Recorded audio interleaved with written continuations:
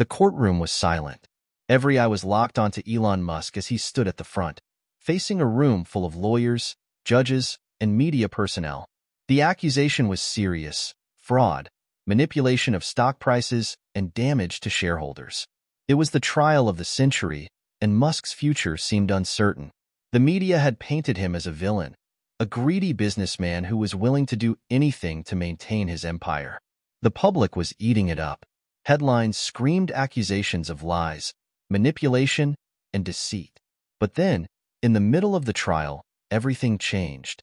Elon Musk, the visionary entrepreneur behind Tesla, SpaceX, and a series of other groundbreaking companies, had always been a figure of controversy. His bold statements, tweets that shook the stock market, and unorthodox business practices had made him both a hero to some and a villain to others. But no one had expected this. With his trademark confidence, Musk cleared his throat, leaned forward into the microphone, and began speaking in a calm, measured tone. "Before you make your final judgment," he said, his voice cutting through the air like a blade, "I need to make something very clear." The room froze. Lawyers paused mid-sentence, and even the judge's gavel hovered in the air. This wasn't a part of the scheduled testimony. What was Musk about to say? He took a deep breath. "I am not just the CEO of Tesla or SpaceX. I am also something far more significant." A murmur rippled through the courtroom. His statement was vague, but it carried weight, a sense that something much larger was unfolding. Musk's eyes darted around the room, looking at the faces of the people who had so eagerly awaited his downfall.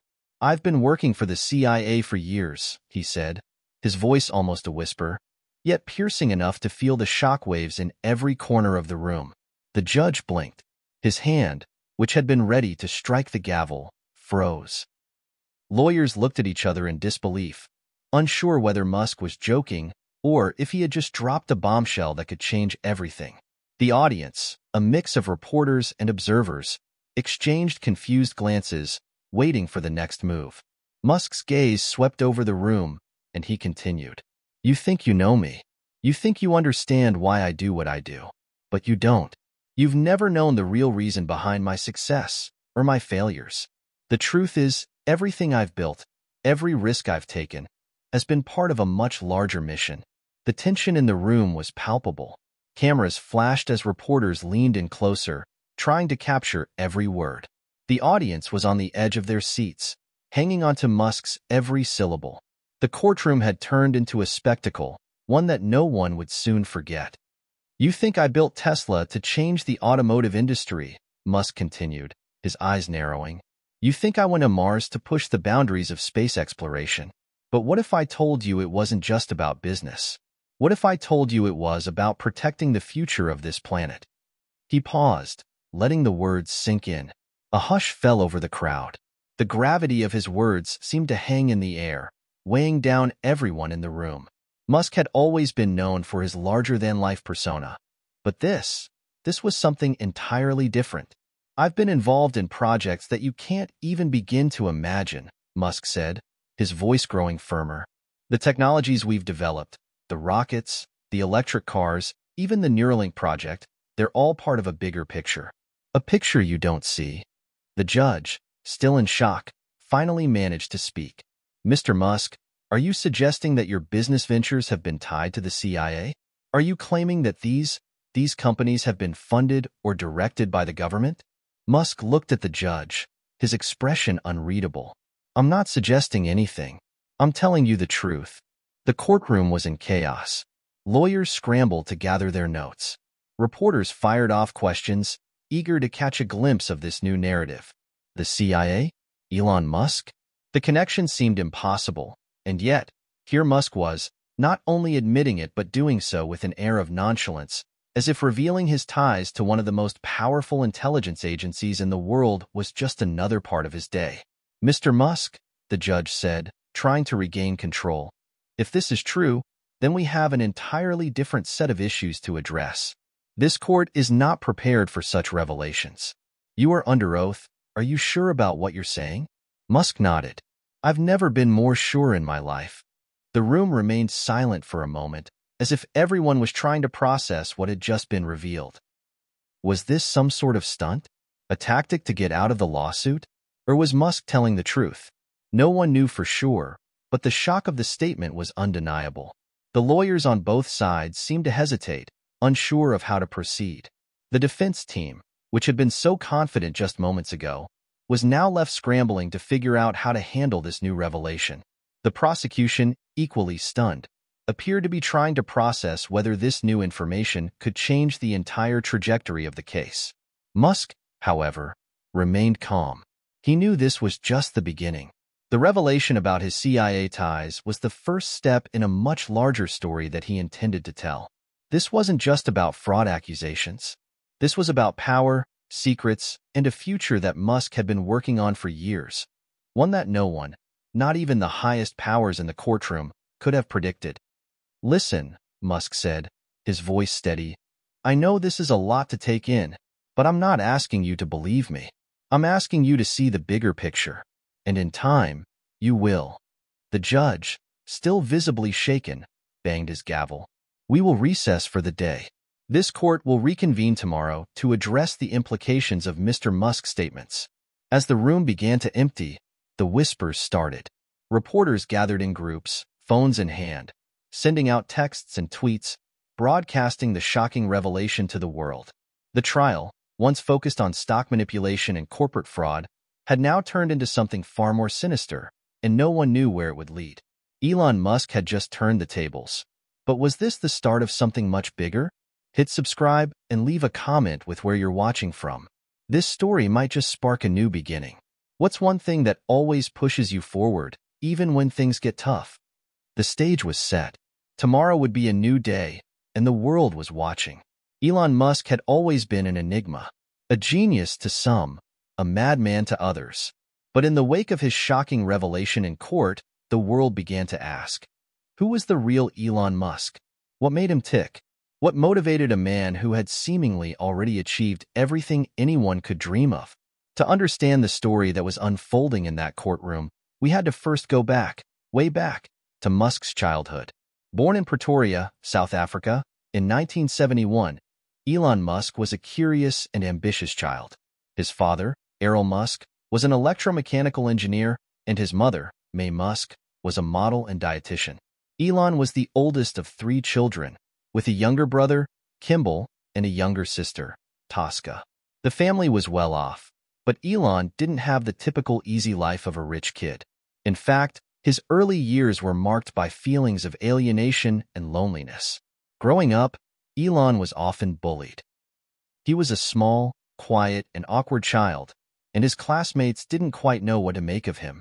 His love for technology and his incessant curiosity about how things worked only served to make him stand out more.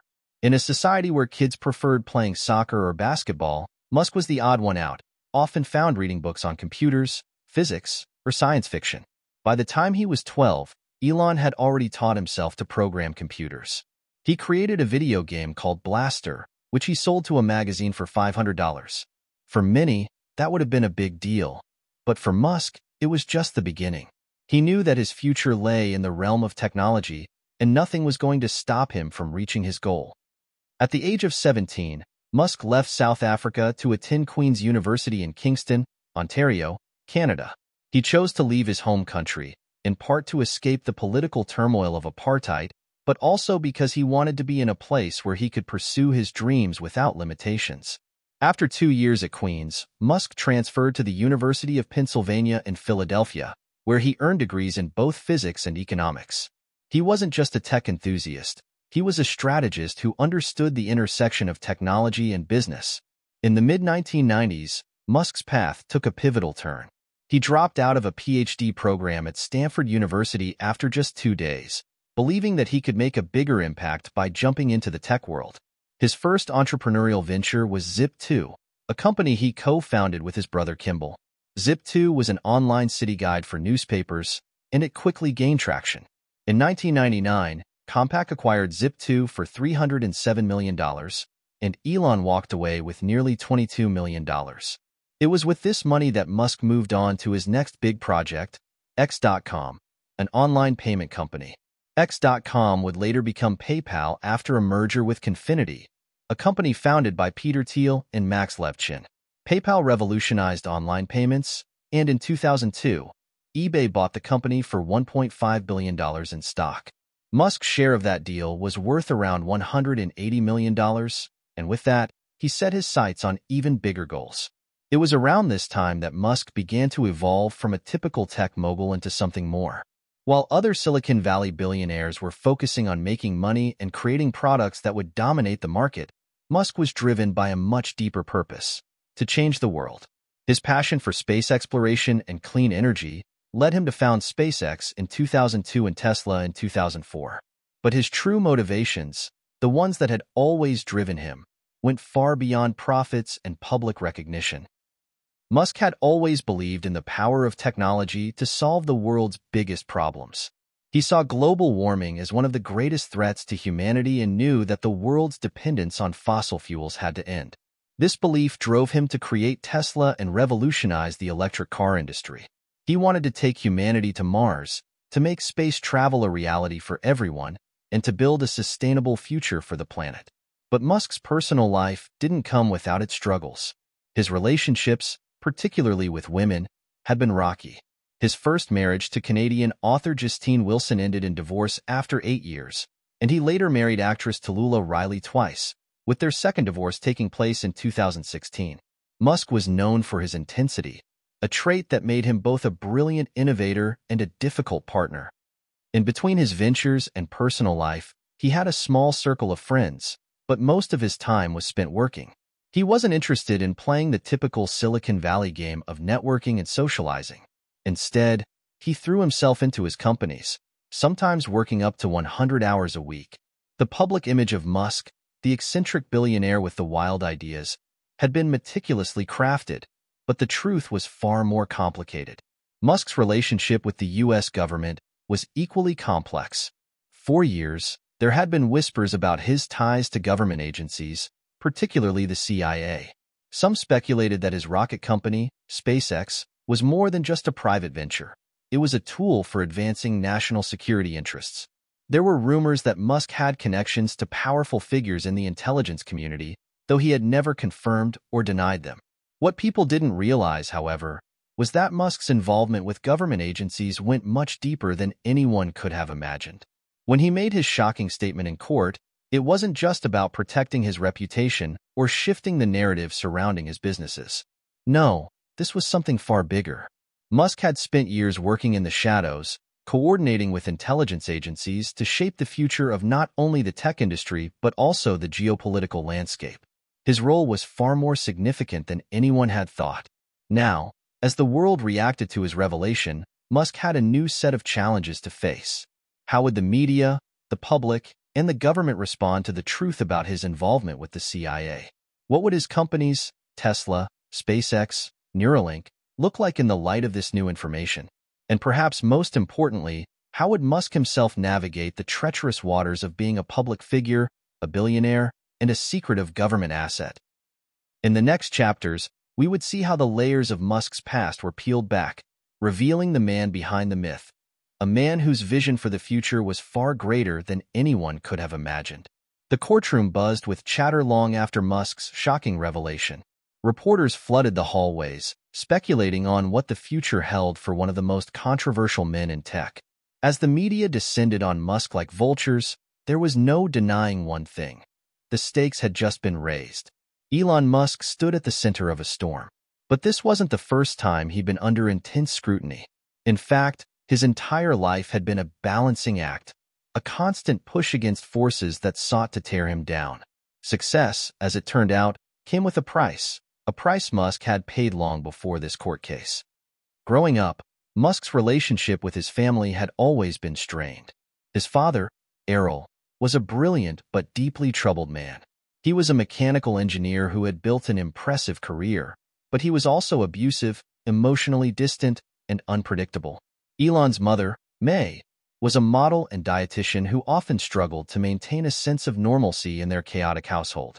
Despite their best efforts, Elon's childhood was marked by tension and isolation. As a young boy, Musk often retreated into the world of books and computers. He was fascinated by science fiction and the idea of space exploration, a dream that would later define his career. But this fascination also made him an outsider. At school, he was bullied relentlessly for being different. His love for technology and his quiet, introverted personality set him apart from his peers. The bullying was intense, and Musk often found himself isolated and feeling like an outsider in his own world. It wasn't until Musk moved to Canada to attend Queen's University that he found some semblance of peace. But even then, success didn't come easily. Musk didn't fit the mold of the typical college student.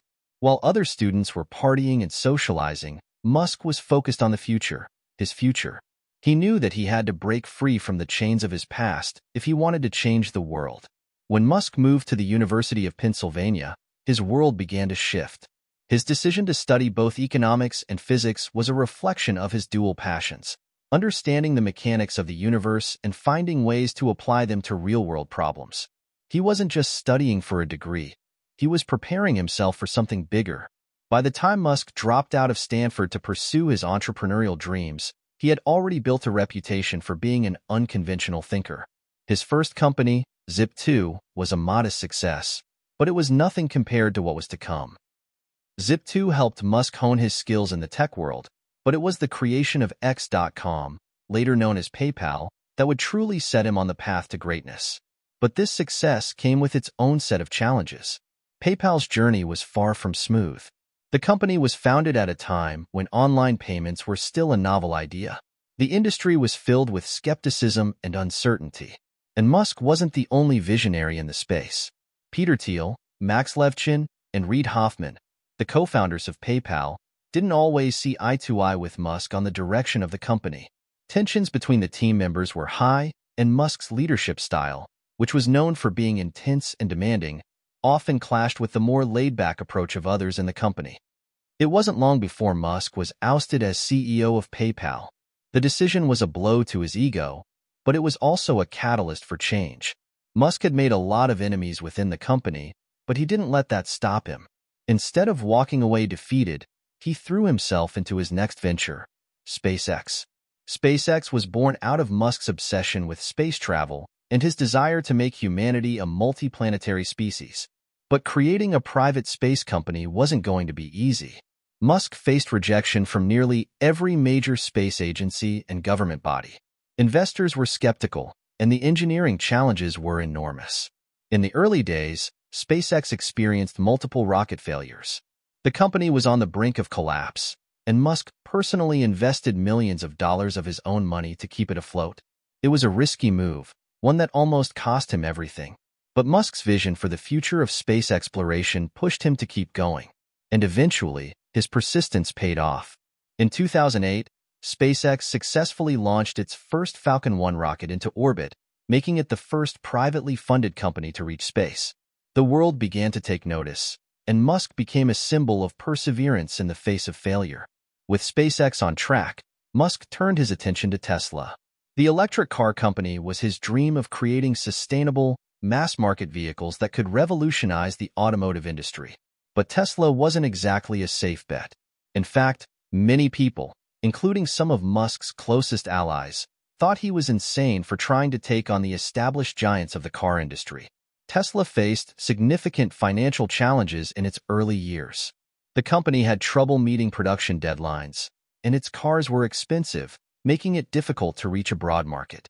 Musk poured his own money into the company, betting everything on the future of electric vehicles. He faced criticism from every angle, but he remained determined. By 2012, Tesla's Model S became the company's first major success. The luxury electric car was met with critical acclaim, and sales began to grow. Tesla had officially disrupted the automotive industry, and Elon Musk was once again in the spotlight. But with success came more scrutiny. Musk's Twitter presence became infamous for its erratic tweets and bold statements, which often led to volatile fluctuations in Tesla's stock price. The media loved to build him up as a hero one day and tear him down the next. And then, of course, there were the personal struggles, his divorces, his public feuds with other tech moguls, and his ongoing battles with the U.S. government over Tesla subsidies. It wasn't just his companies that had earned Musk enemies, it was his very existence. As his wealth grew, so did the attacks on his character. He was labeled a genius, a madman, a fraud, sometimes all in the same week. The more success Musk achieved, the more the world seemed to want to tear him down. And yet, Musk never wavered. He continued to push forward, undeterred by the constant barrage of criticism. For him, the rewards of success weren't about wealth or fame. They were about solving humanity's greatest challenges, from climate change to interplanetary colonization. Success, for Musk, was never the end goal. It was simply the means to an end. But even as Musk's empire grew, the price of success became more apparent. The toll it took on his personal life, his relationships, and his peace of mind was undeniable. Musk had learned the hard way that the pursuit of greatness often comes with sacrifices that many weren't willing to make. And in his case, the weight of those sacrifices had only just begun to reveal itself. The next chapter of Musk's story would prove to be even more challenging than he could have ever imagined. As he stood on the edge of his biggest revelation yet, Musk knew that the true cost of his success was something far greater than he had ever anticipated. The courtroom had barely settled after Musk's earth-shattering revelation. The world was still reeling from his bombshell claim that he was deeply involved with the CIA. To many, it felt like a public betrayal. A man they had once admired as the visionary genius behind Tesla and SpaceX had just openly acknowledged his connection to the very agency that many viewed with distrust. The media was in frenzy. Musk was everywhere, on TV screens, on social media, in every news article. But as the spotlight shone brightly on him, Musk retreated into the shadows. The pressure was mounting, and his every move would be scrutinized. While the public was consumed by the mystery of his CIA ties, there was something deeper at play, something far darker than anyone had anticipated. As the days following the trial wore on, Musk disappeared from the public eye. He canceled interviews, stopped making public appearances, and even took a break from his usual Twitter activity. People began to wonder if he was trying to avoid the fallout, or if he was simply preparing for something even bigger. It wasn't until a quiet evening, weeks after the trial, that Musk resurfaced in a different way. Hidden from the media's prying eyes, he met with a small group of individuals in a secure, undisclosed location. People who were a part of the very shadows he had spoken of in court. Musk had always been a private man, but this meeting was different. This wasn't about business. It was about something far more secretive, something that had been brewing long before the court case had even begun. Across the table sat a man in his mid-50s, sharp-eyed and methodical. His name was William Carter, a high-ranking official in the CIA, known only to a handful of individuals. His presence was commanding, yet he exuded a quiet calm, as if he were used to operating in the shadows of government intelligence. "Mr. Musk," Carter began, his voice low but steady, "I trust you understand the gravity of what's happened." He paused, ensuring his words carried the full weight of the situation. "The world knows what you've just revealed. And while the public might be fixated on your business dealings, we both know this goes far beyond that." Elon leaned forward, steely-eyed. The weight of his words from the courtroom still hung in the air. "I know exactly what I've done, Carter. I've played my part. But what I'm asking for now is for you to give me the resources to move forward. You've been using me, and I want a clear path ahead. This has gone far beyond rockets and electric cars." Carter studied Musk for a moment before responding. "You have always been ahead of us, Elon, in ways we could never have anticipated. Your involvement with the CIA goes back to the very beginning of your ventures. You've helped us shape the future, but now you want something more. What exactly do you have in mind?" Musk's gaze remained unwavering. "You know my vision. It's been the same from the start, to secure the future of humanity. The threat to our planet is real, and it's more than just climate change. There are forces out there, powers that be, that want to control the future of technology, space, and artificial intelligence. I want to stop them." Carter raised an eyebrow. "And how exactly do you plan on doing that?" Musk's voice softened but grew more intense.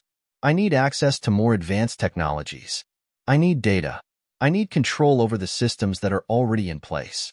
We're talking about cutting-edge AI, global surveillance infrastructure, and satellite networks. I can't do it alone, and neither can you." Carter leaned back, considering Musk's words carefully. The relationship between Musk and the CIA had always been delicate. Musk had built companies that aligned with national security interests. SpaceX's rocket technology was critical to defense contractors, and Tesla's advancements in AI and energy had caught the attention of various government agencies. But Musk's desire to step into a new role, one that involved even greater control over global systems, was something neither side had anticipated. For the first time in their conversation, Carter seemed uncertain. This isn't something that can be handed over easily. We'd have to consider the political ramifications, the consequences. You're asking for power beyond what you've ever had before. I've been thinking about it, Musk continued, and I'm prepared to take the risks. If the CIA gives me what I need, I'll ensure that the future stays in our hands, not in the hands of foreign powers or rogue factions. Carter finally broke the silence. We'll need to vet the request through several channels. But if we do this, you'll be operating on a scale that no one has ever seen. The consequences could be catastrophic if things go wrong. Musk didn't flinch. I've always known the risks, but I've also always been willing to face them. After a long pause, Carter spoke again, his tone measured. We'll consider it.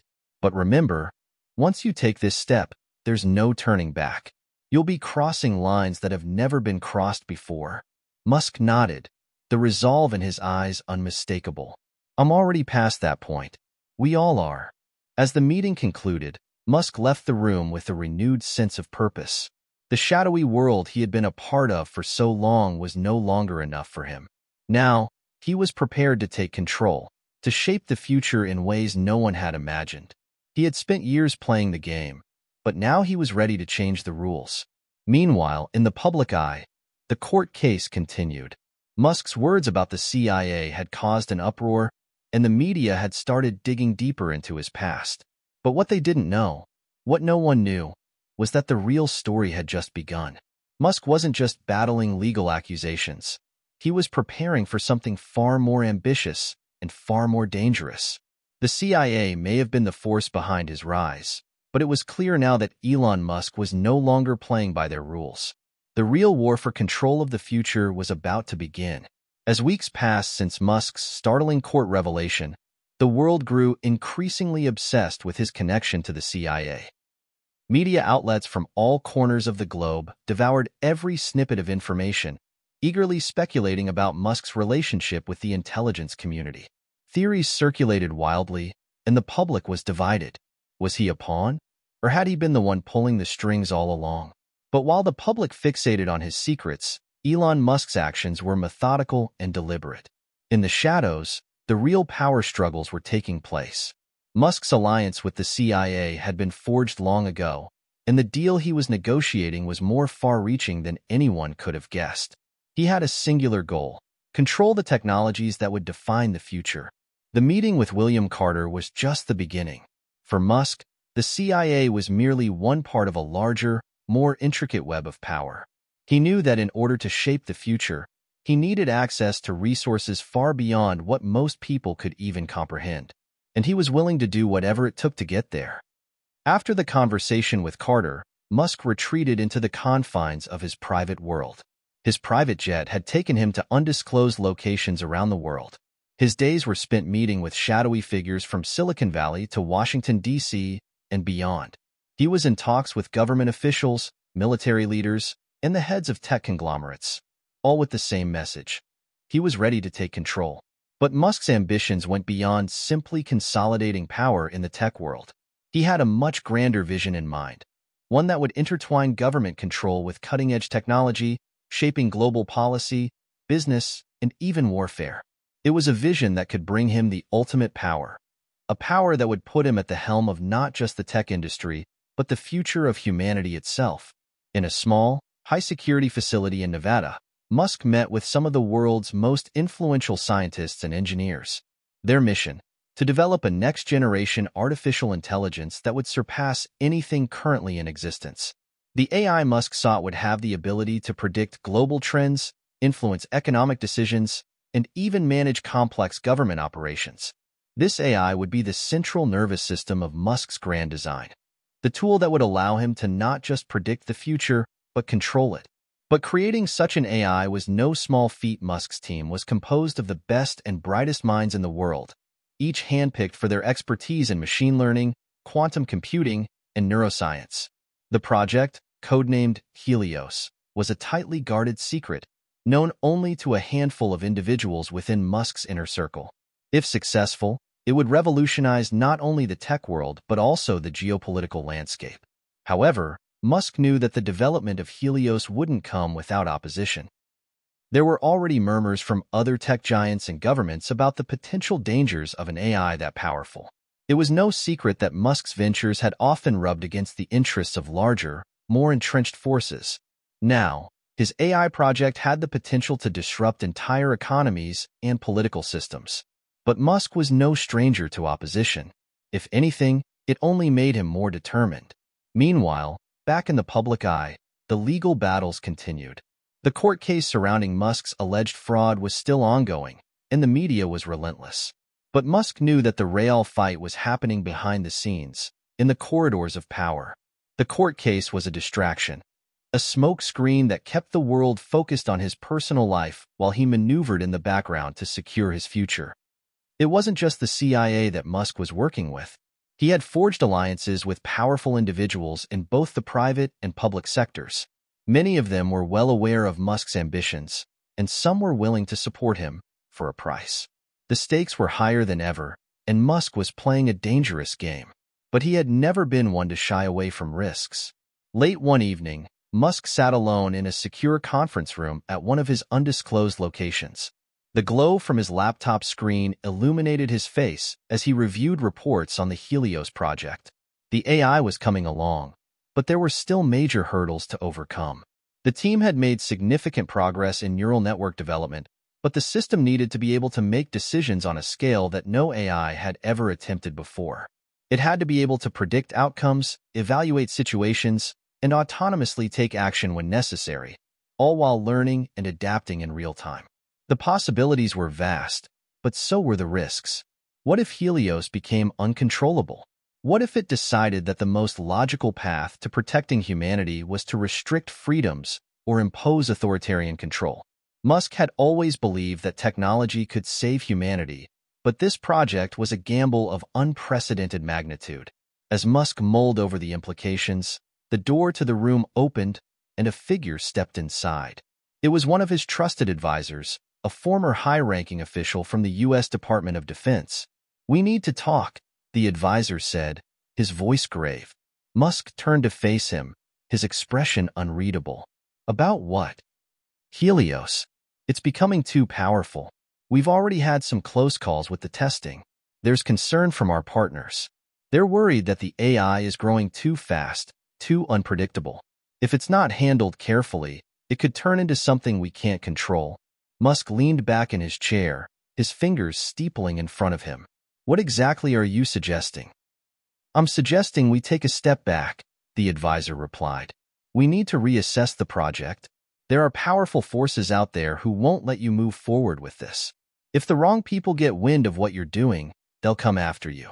They'll come after us." Musk's eyes narrowed. "I'll handle it," Musk said finally, his voice steady. "This is the future. I won't let anything stop me now." The advisor hesitated but nodded. "Just remember, Elon, some things are bigger than any one person, even you." Musk didn't respond. He had made up his mind. The web was tightening around him, and the risks were growing by the day. But he had always thrived in the face of danger.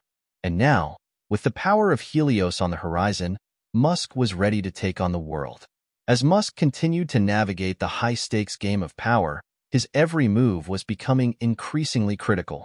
The Helios project, a cutting-edge AI that had the potential to change the world, was now the central focus of his life, and with it came a growing list of allies and enemies. The world was watching, but only a few knew the true magnitude of what Musk was attempting to achieve. While Musk's legal troubles remained in the headlines, he was far more concerned with the secretive alliances he was forming and the enemies he was making in the shadows.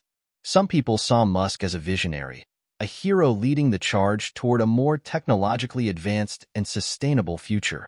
But others saw him as a dangerous player, someone whose ambition could destabilize the very fabric of society. Musk had always been a divisive figure, but now the stakes were personal. In his drive to create the future, he had attracted the attention of those who sought to control the world's most powerful technologies. Musk knew that he couldn't do this alone. He needed partners, but he also needed to keep his enemies at bay. One of his most influential allies was Richard Hale, a former tech mogul turned private investor with deep ties to global intelligence agencies. Hale had built a fortune in Silicon Valley before turning his attention to the world's most high-risk, high-reward ventures. His connections ran deep, and his understanding of the geopolitical landscape was unparalleled. It was Hale who had helped Musk secure some of the most sensitive resources for the Helios project. Richard Hale was a man of few words, but when he spoke, people listened. He had a quiet confidence that Musk admired and a ruthlessness that Musk respected. Hale's involvement in Helios had been a game-changer. The infusion of resources and intelligence networks Hale provided allowed the project to advance far faster than Musk had initially anticipated. Still, Hale was a man of business. Musk knew that Hale wasn't helping him out of some altruistic desire to see humanity thrive. The investment Hale had made in Helios came with strings attached, strings Musk had yet to fully understand. Despite this, the alliance was necessary. Musk couldn't afford to alienate someone with such power and influence, especially when the future of his grand design depended on it. But even as Musk solidified these powerful alliances, new enemies were emerging. Global governments, large tech corporations, and even private contractors were beginning to realize the implications of what Musk was building. The military-industrial complex had always been wary of Musk's ventures, especially his work with SpaceX. Now, with Helios on the verge of becoming operational, the stakes were too high for them to ignore. Musk's enemies were not always who one might expect. The U.S. government, for example, had been a key partner in SpaceX's success, but that partnership was about to be tested. The CIA's involvement in Musk's operations had been a well-kept secret for years, but now that it was out in the open, there were factions within the government that were beginning to question Musk's loyalty. Some believed that he had become too powerful, that his control over technology, combined with his unpredictable behavior, was a threat to national security.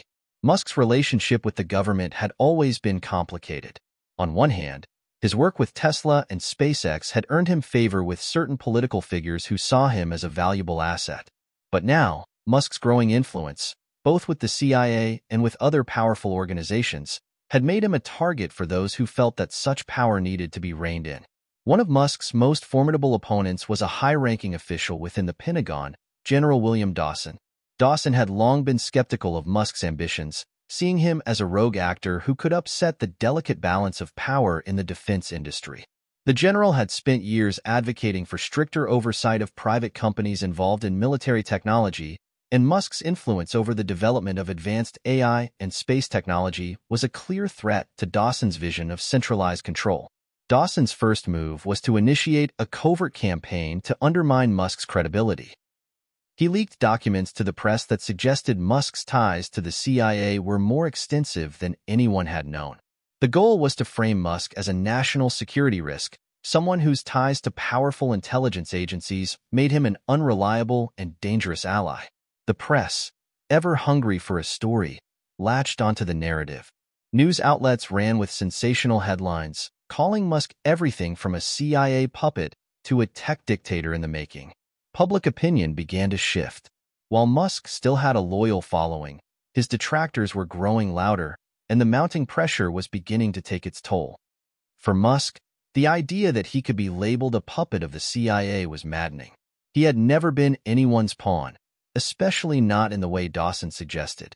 But he understood that the perception of power was often more important than the reality of it.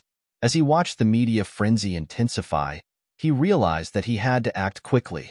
The Helios project was moving forward at a pace that few could comprehend, and if he didn't take control of the narrative, his enemies would. Late one evening, as Musk sat in his private office, reviewing reports from the Helios team, he received an encrypted message. It was from Hale. The message contained a single line of text. "They're moving.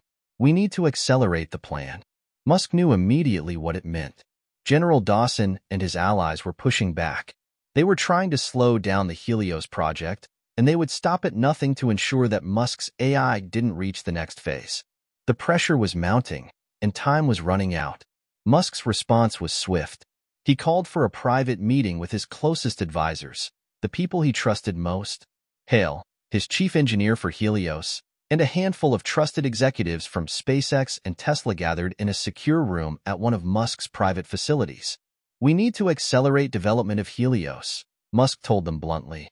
"And we need to make sure that no one, not the government, not anyone, can stop us. We've got one shot at this, and we can't afford to wait." Hale nodded. "We've got the resources, but the pressure's mounting. Dawson's going to use every weapon at his disposal to stop you." Musk's eyes gleamed with determination. "Then we'll fight back. We've got the tech. We've got the power. And now, we're going to make sure that we control the future." As Elon Musk prepared for what would surely be the most significant battle of his life, he was no longer just the face of electric cars and rockets. The world now viewed him as something much more dangerous. A man wielding the power of artificial intelligence, military-grade technology, and unprecedented global influence. Helios was not just a project, it was the future, and with every passing day, the stakes became higher. Musk knew he couldn't rely solely on his allies for protection. The web of power he had built had to remain hidden. If his adversaries, particularly General William Dawson and his covert network, discovered just how far Musk was willing to go, the battle would be over before it even began. So, in true Musk fashion, he took his operations underground, moving his work and even his communications to the most secure and secretive locations possible. The invisible war had begun. It was a battle for control over global systems, for the future of AI, and for the world's very perception of power. Musk wasn't just building the future, he was shaping it to fit his vision. And in this war, perception was as important as reality. Every move had to be calculated, every alliance had to be tested, and every enemy had to be kept at arm's length, all while working toward a goal that few could understand. In the middle of his high-stakes dealings, Musk found himself locked in a series of clandestine meetings with his closest confidants. Richard Hale, his ever-present investor, sat across from him, his face a mask of calm determination. "You know they'll try to sabotage you at every turn," Hale said, his voice low. "Dawson's already making moves to discredit you. They're leaking information, manipulating the press. Soon, they'll try to block your access to critical resources. You'll need more than just technology, you'll need to control the narrative." Musk paused, looking out the window at the sprawling view of the city below. "Control the narrative," he murmured. "That's always been the key, hasn't it? If I let the world see me as the villain, they'll stop at nothing to take me down. But if I can control how they see me, I control everything." Hale leaned forward. "Exactly. You can't just build Helios. You need the world to buy into your vision. If you don't, the backlash will be overwhelming." Musk turned back to him, a spark of resolve in his eyes. "Then let's make sure they see the bigger picture. It's not just about AI. It's about saving humanity from its own destruction. This project isn't a threat. It's our salvation." Hale nodded slowly. "I'll work on the narrative. We'll need a strategic communications campaign. Get the media on your side. Start painting a picture of a brighter future with Helios at the center. But we also need to shore up your defenses. Dawson and his team won't stop. They'll come after you with everything they've got." Musk's expression hardened. "Then we make sure they don't get the chance." Back in Washington, D.C., General Dawson was making his own plans. Musk had become a thorn in the Pentagon's side. The more he learned about the Helios project, the more determined he became to bring Musk to heel. It wasn't just about Musk's tech, it was about power. The kind of power Musk was seeking had the potential to change the world's balance of forces. It was something that could not be allowed to remain in the hands of one man, no matter how intelligent or visionary. Dawson had already begun his campaign to undermine Musk. He had been leaking documents and using his influence within the government to push for restrictions on Musk's companies, SpaceX and Tesla. He knew that Musk's ventures relied heavily on government contracts, and without those, the future of both SpaceX and Tesla would be jeopardized. It was Dawson's hope that by attacking Musk's business empire, he could cripple his ability to move forward with the AI project. But Dawson had underestimated Musk. While he was busy orchestrating his plan from behind closed doors, Musk was already 2 steps ahead. Musk had cultivated relationships with key people in government, military intelligence, and private industry, relationships that were now paying off. He had quietly funneled resources into off-the-record projects, ensuring that no matter how much Dawson tried to cut him off, Musk's empire would remain intact. Meanwhile, Helios continued to grow. The AI was developing faster than anyone had predicted, and soon it would be ready to take on the challenges Musk had set before it. But even as the project progressed, Musk couldn't shake the nagging feeling that something was about to go wrong. There were too many players in this game, and too many who had a vested interest in seeing him fail. He needed to act fast. In a private, secure meeting room, Musk sat with his closest advisors, including Hale, several high-ranking engineers, and a few trusted government contacts. They were at a crossroads. The momentum of the Helios project was unstoppable, but Dawson's influence was spreading like wildfire. Musk's most critical resource, his ability to remain above the fray and out of the public eye, was at risk. He couldn't afford to lose that advantage. "We need a counterstrike," Musk said, his voice calm but resolute. "I want to use Helios to turn the narrative in our favor. We need to expose the forces working against us, make them part of the conversation. But we need to be subtle. If we push too hard, we risk alienating the public. We need them on our side." Hale nodded. "You're right. The media is your best weapon. If we can shift public perception, we can put pressure on Dawson and his allies. But we need to be strategic about it. If we come across as too aggressive, we'll alienate key players who could help us." Musk leaned back in his chair, his fingers tapping rhythmically on the table. "I want to set up a covert operation to release certain information about the true scope of Dawson's influence, about his connections with defense contractors, about the extent of his campaign against us. We'll let it leak slowly, so the press picks up on it bit by bit. When the public realizes who's behind all of this, they'll turn on him." One of the engineers, a young woman named Rachel, spoke up. "Helios could help with that. If we feed it the right data, it can scan through vast amounts of information, looking for patterns and inconsistencies in the press. It could even predict how people will react to certain stories before they're published. We can use it to make sure the leaks land in the right places." Musk smiled slightly. "Exactly. Helios doesn't just predict the future, it shapes it. We'll give the world a glimpse behind the curtain, and once they see what's really going on, there'll be no turning back." As the room buzzed with energy, Musk felt a sense of satisfaction. This was what he had been working toward: control over the narrative, control over the future. And with Helios at his side, nothing would stand in his way. Musk's plan was set in motion. The delicate balance between power, perception, and influence had reached a critical juncture. It wasn't just about technological innovation anymore. It was about survival. The game Musk was playing was one that very few understood in full, but he was betting everything on the outcome. The operation to manipulate the narrative through Helios was now in full swing. Every piece of information, every leak, and every subtle shift in public opinion was being calculated with precision. Musk was playing chess, and his opponents had no idea just how many moves ahead he was.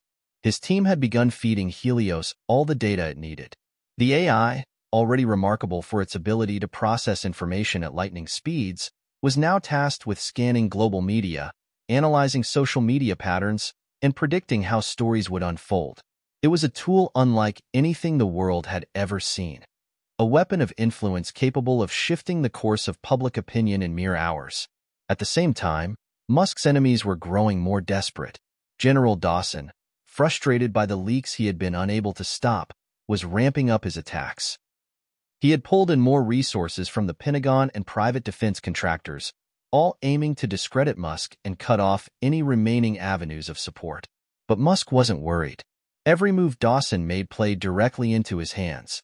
The press, which had once been a battlefield of conflicting narratives, was now turning in Musk's favor. Stories began to surface, not just about his tech ventures, but about the shadowy figures behind the scenes, those pulling strings and manipulating outcomes. The leaks were carefully timed, ensuring that Dawson's involvement would slowly come to light, without seeming like an attack on him.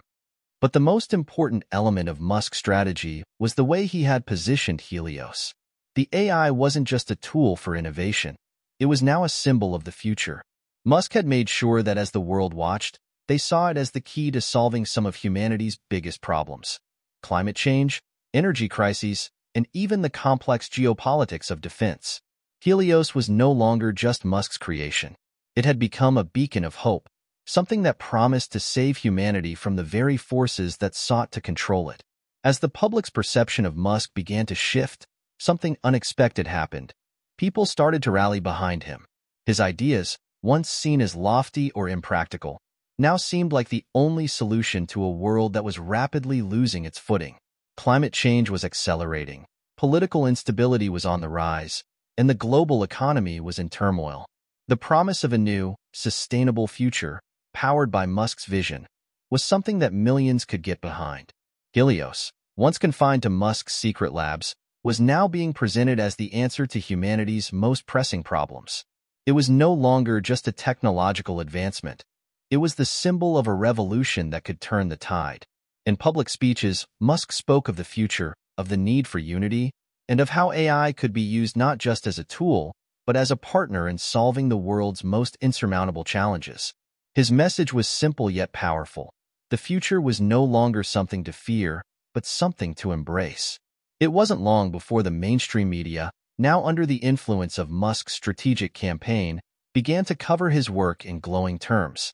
Stories about his company's progress, the positive impact of Tesla and SpaceX on the environment, and the incredible potential of Helios filled news outlets around the world. Even those who had once been his harshest critics started to take a more favorable stance. The shift was palpable. People who had once written off Musk as a rogue billionaire now saw him as a hero. They saw him as a man who was pushing humanity forward, someone who had the vision and the audacity to lead the world into a new era. And in a time of crisis, that kind of leadership was exactly what the world needed. But even as Musk was enjoying the benefits of this unexpected shift in public sentiment, the forces aligned against him were not idle. General Dawson, who had underestimated Musk's ability to control the narrative, was growing more frustrated. He had made a critical mistake, assuming that his power within the government and military could outmatch Musk's influence in the private sector. Dawson had already tried to undermine Musk's credibility by leaking information about his alleged ties to the CIA. But now, as the media narrative turned in Musk's favor, the general's efforts seemed weak. Musk's CIA ties, once portrayed as evidence of shadowy control, were now being reframed as a natural extension of his work with SpaceX and Tesla, both companies that had long worked closely with government agencies for space exploration and defense purposes. Dawson, now realizing that the tide was turning against him, began to escalate his efforts. He turned to his remaining allies in the defense industry, pushing them to take drastic action. The question was no longer whether they could stop Musk's progress. It was how far they were willing to go to ensure that Helios didn't see the light of day. As the global tension rose, Musk knew that a tipping point was near. If he didn't act quickly, his enemies would find a way to retaliate with devastating consequences. He wasn't just fighting for the future of Helios anymore. He was fighting for his life and for the very future of humanity. Late one night, as Musk sat alone in his private office, staring at the glowing lines of code that made up Helios, he realized just how far he had come. The stakes had shifted from the world of tech to the world of geopolitics and survival. His enemies were no longer just faceless corporations or government officials. They were now powerful forces working behind the scenes, and their goal was clear: stop Helios at all costs. But Musk's resolve was stronger than ever. He had built the future with his own hands, and he wasn't about to let anyone take it from him. He had learned to trust his instincts, to see beyond the short-term losses and focus on the long-term gains. Now, with the world's eyes on him, he had to make a decision that would change everything. He picked up his phone and dialed Hale. "It's time," Musk said quietly. "We're going public." There was a brief silence on the other end. Then Hale's voice, ever calm and composed, replied, "Are you sure?" Musk didn't hesitate. "I've never been more sure of anything in my life." As Musk prepared to reveal the truth about Helios and the forces that were conspiring against him, he knew that he was about to cross a line that could never be uncrossed. There was no going back. The world would either embrace his vision or reject it entirely. But in that moment, Musk was ready. He had come too far and sacrificed too much to stop now. This was his moment, the moment when everything would either fall into place or shatter. And as he looked out over the city below, he felt the weight of the world on his shoulders. This was more than just about winning. It was about shaping the future. And Musk had every intention of doing just that. The world was on the edge of its seat.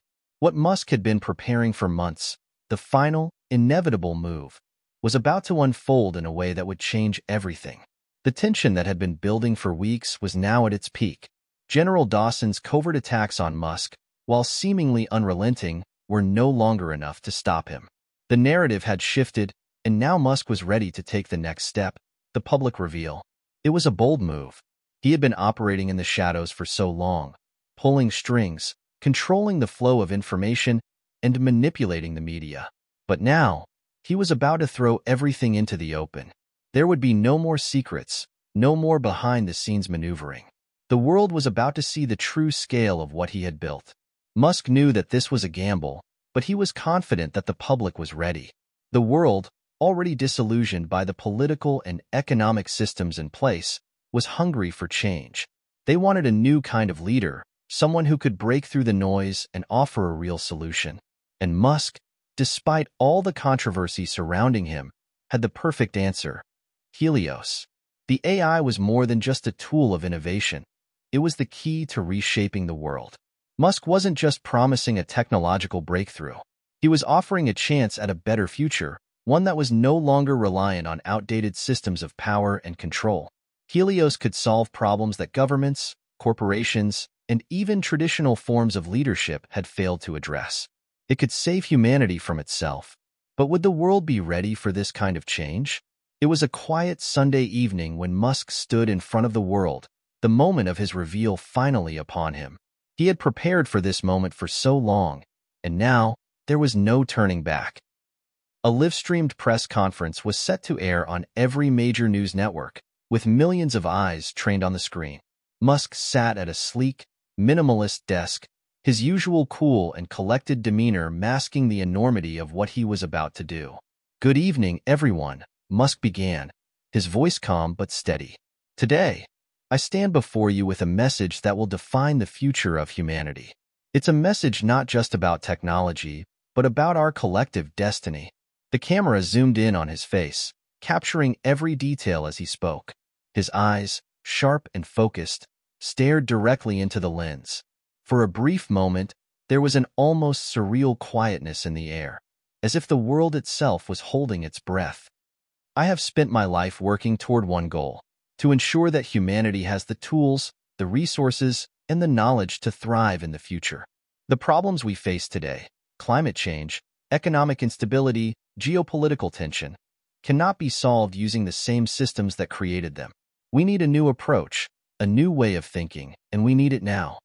Musk paused, letting his words sink in. He knew that the world was listening, but it wasn't just about what he was saying. It was about how the world would react to the revelations he was about to share. "Over the past several months," Musk continued, "my team and I have been working on a project that I believe will change everything. It's called Helios." The camera panned to a series of sleek images, visions of advanced AI technology, images of a massive data center, and snippets of a futuristic world powered by sustainable energy. Musk's voice echoed in the background. "Helios is more than just an AI. It's a revolutionary leap forward in how we understand and interact with the world. It's not just a tool. It's a partner. A partner in solving the biggest challenges we face, from energy production to resource distribution, from healthcare to defense. Helios will help us build a better world, one where human potential is unlocked in ways we've never imagined." He looked back into the camera, his expression unwavering. "But I know that there are those who want to stop this progress. They don't want the future to be something we control. They want to keep us in the past. They want to maintain the systems that have failed us for so long. And those forces, they are powerful. But I stand before you today, confident that we can build a future together. A future where Helios, and the technology it represents, is used for the benefit of all." There was a brief silence in the room, a charged moment as Musk's words hung in the air. He had just announced the most ambitious project in human history, and the world would never be the same. As soon as Musk's speech ended, social media exploded. Tweets, posts, and messages flooded in from all corners of the globe. The world was reacting, and the reactions were mixed. On one hand, there was an outpouring of support. Musk's followers, the people who had always believed in his vision, were ecstatic. They saw this as the culmination of everything Musk had promised. Helios wasn't just an AI. It was the answer to all of humanity's problems. Climate activists hailed the project as the key to solving the global energy crisis. Environmentalists praised Musk for finally stepping up to confront the most urgent issue of our time. Technology enthusiasts saw Helios as the beginning of a new era in artificial intelligence, one that would push the boundaries of human achievement. On the other hand, there was fierce opposition. The corporate and political establishment, long entrenched in power, was horrified by what Musk had revealed. General Dawson, along with his allies in the military-industrial complex, immediately began calling into question the security risks posed by Helios.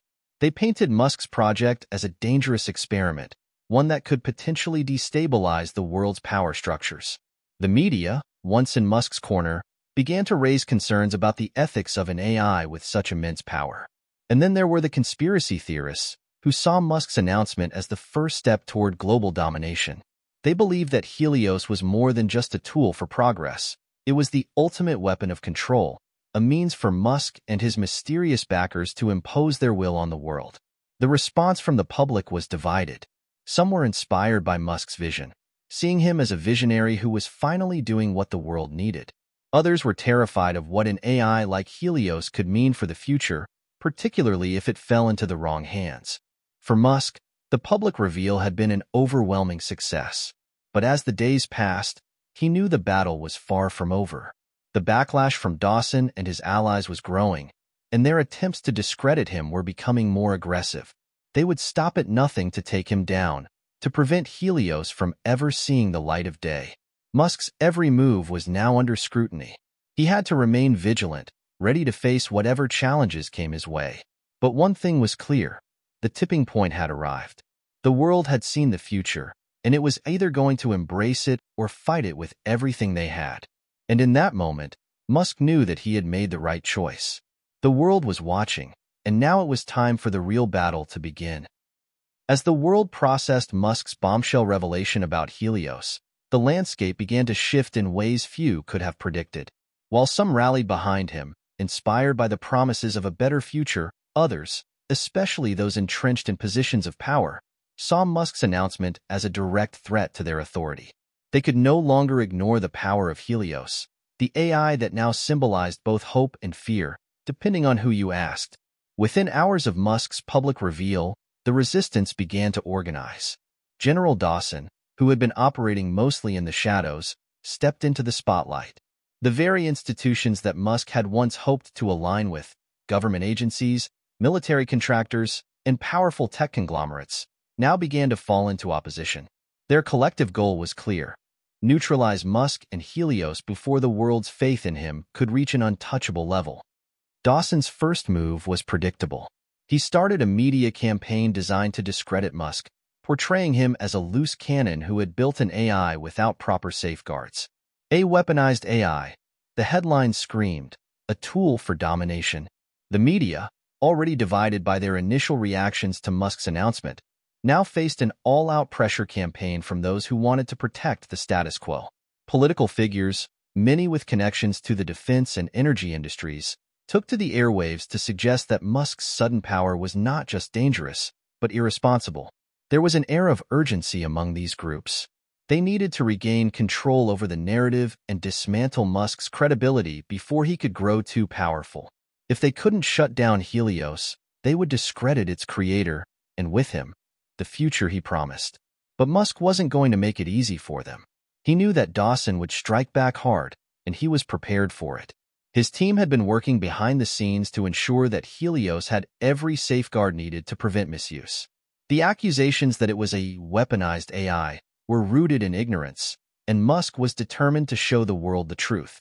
Musk knew he had to control the narrative. Helios wasn't just a breakthrough in technology. It was a breakthrough in how power itself would be redistributed in society.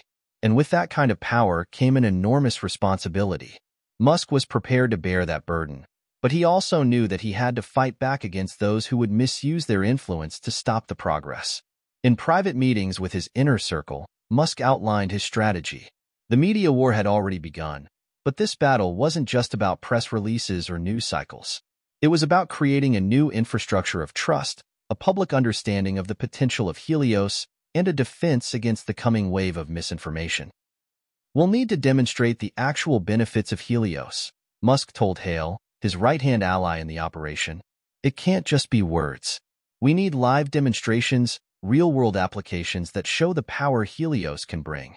Hale nodded, understanding the gravity of the moment. We can deploy Helios in the fields of energy and healthcare. Give the people something tangible, something they can see working in real time. Musk agreed. Exactly. Let's build momentum that no one can ignore. It was time for the next phase of the plan, launching a series of live demonstrations to show the world exactly what Helios could do. The AI was already capable of analyzing data at a scale that was beyond human comprehension, and Musk intended to put it to work in solving the world's most pressing problems. Whether it was stabilizing energy grids in developing nations, finding cures for diseases, or mitigating the effects of climate change, Helios was going to show its true potential. But even as Musk prepared to demonstrate Helios's capabilities, the first waves of retaliation were already beginning to take effect. The media war was intensifying. Dawson's operatives, using their powerful connections within major news networks, began to flood social media with stories meant to undermine Musk. Rumors about Musk's motivations, claims that he had been working with military and intelligence agencies for decades, began to circulate widely. These were no longer whispers in the dark corners of the internet. They were now mainstream narratives. In a particularly damaging twist, a video surfaced showing Musk in a closed-door meeting with military contractors several years prior. Though the context of the conversation was entirely benign, discussions about Mars colonization and the potential for SpaceX's rockets to assist with military logistics, the edited video was made to look like a conspiratorial alliance. The media ate it up. General Dawson also used his influence to press the government to launch an official investigation into Musk's activities. The call for hearings in Congress was loud and persistent. Legislators, many of whom had already been swayed by Dawson's narrative, pushed for a public inquiry into Musk's ties to government agencies and the safety of Helios. Musk was unfazed, but it was clear that this fight was going to be more challenging than he had anticipated. The establishment was not going down without a fight, and they had the resources to make things difficult. But Musk had something they didn't: the trust of millions. The public, while divided, had a deep-seated belief in the power of innovation. And while Dawson and his allies played dirty, Musk was playing for the future, not just for himself, but for humanity as a whole. Meanwhile, Helios was beginning to show signs of its immense potential. The AI had been running simulations on climate data, and within weeks, it had discovered an innovative way to optimize solar energy production, increasing efficiency by over 30%. This kind of result was exactly what Musk needed to turn the tide in his favor. With the world's energy systems teetering on the brink of crisis, this breakthrough had the potential to save billions of dollars and reduce the global carbon footprint by a staggering amount. Helios's capabilities were not limited to energy production. Musk and his team were now ready to showcase the AI's breakthroughs in healthcare. A series of AI-driven medical trials, supported by Helios, had already identified potential treatments for rare diseases, making it possible to produce life-saving medications faster and more efficiently than ever before. The first demonstration took place in front of a global audience, broadcast live from a state-of-the-art facility in Silicon Valley. Musk stood in front of the cameras, his usual calm demeanor unwavering as he introduced Helios's medical capabilities. "We have a tool," Musk said, looking directly into the camera, "that can save millions of lives. And this is only the beginning. We've harnessed the power of AI to unlock potential we never thought possible. Helios is the future, and it's already making a real impact on the world." The live broadcast showed real-time data from a new partnership with hospitals in Africa, where Helios had been helping streamline medical procedures and improve patient outcomes. It was a game-changing moment, one that pushed back against the narrative that Musk's AI was dangerous or untested. But the battle was far from over. While Musk's demonstration was groundbreaking, it was clear that Dawson and his allies were just getting started. The public was watching, but so were the powerful forces determined to shut Musk down. Musk's message was clear. Helios was the future, and it could not be stopped. But the resistance was not going away. For every supporter who saw Musk as a visionary, there was another who saw him as a threat to the world order. The stage was set for the next chapter in the battle for control of the future, a battle that would change the course of history. Musk sat in his office, the weight of the world pressing on his shoulders. The backlash from his announcement about Helios had been more intense than he anticipated. But he also knew that this was inevitable. When you're on the verge of changing the world, those who have the most to lose will always fight back. And the stakes had never been higher. The media campaigns were relentless. Every corner of the internet was filled with sensationalized headlines, conspiracy theories, and fear-mongering. Critics painted Musk as a mad scientist, a billionaire with too much power and a dangerous vision. The argument was that Helios, no matter how innovative, was simply too powerful to exist outside the bounds of governmental control. Musk was painted as a threat to the established order, an outsider with the ability to reshape the global balance of power. But for Musk, these attacks were just part of the process. He'd faced opposition before. What worried him now was the growing divide. As the media echoed the concerns of those in power, the public was split down the middle. Some saw him as a savior, while others saw him as a dangerous figure who needed to be stopped. Every day, more and more people joined the growing movement to either support or oppose him. On one side were the technocrats, the visionaries, and the everyday people who believed in Musk's ability to usher in a new age. They believed that Helios was the key to solving the world's most pressing problems, from energy crises to healthcare shortages. They were the believers, the ones who could see a better world on the horizon. On the other side were the skeptics, the politicians, corporate magnates, and military leaders who feared the power Helios could wield. They believed that Musk's vision was too ambitious, too risky, and too unchecked. They argued that no one man should have the kind of power that Helios would give him. This faction had the resources, the political influence, and the ability to shape public opinion in a way that could stifle Musk's efforts before they could truly take off. The divide had become palpable, not just online, but in the streets, in the halls of power, and in the hearts and minds of everyday people. It was a world on the brink, teetering between hope and fear, between the promise of progress and the danger of losing control. At the center of the opposition stood General Dawson. The military leader had made it clear from the very beginning that Musk's plans for Helios were unacceptable. Dawson and his allies believed that Helios wasn't just a new form of AI, it was a weapon that could be wielded for control. Dawson understood the potential that Helios held. If it worked as Musk claimed, it would have the power to influence every aspect of society, from politics to economics to military strategy. He was determined to make sure that this kind of power remained under control, and that no one person, no matter how well-intentioned, could have it all. Behind closed doors, Dawson had rallied a coalition of government officials, corporate giants, and even some members of the intelligence community. Together, they had one objective: to stop Helios before it could become the uncontested force Musk envisioned. They began to implement more aggressive strategies, using their power to push back on Musk's growing influence. Dawson orchestrated a series of high-profile hearings, grilling Musk's associates and trying to find any weakness in the Helios project that could be used against him. Public skepticism continued to grow as the narrative of AI danger and Musk's supposed lack of oversight took hold in the media. But Dawson wasn't content with just media influence. His plan was more complex. He knew that in order to neutralize Musk's rising power, he would have to leverage not just media control, but also covert operations. Disrupting Musk's supply chains, infiltrating his operations, and undermining his supporters were all part of his strategy. And the first signs of this were already emerging. Amid the mounting tension, Musk knew that the time for defense was over. He had to show the world that Helios wasn't just a technological breakthrough. It was the key to saving humanity from the very forces that sought to tear it apart. The first major demonstration of Helios's capabilities had been an overwhelming success, but now, Musk needed something more. He needed the world to see just how much Helios could truly change. He stood before his team, a small group of elite engineers and AI specialists who had been working tirelessly in the background. "It's time," he said. "We need to move forward. Helios can't just be a tool of convenience. It has to be a tool of survival." Hale, ever the pragmatist, raised an eyebrow. "What do you mean?" "I mean we can't keep playing defense.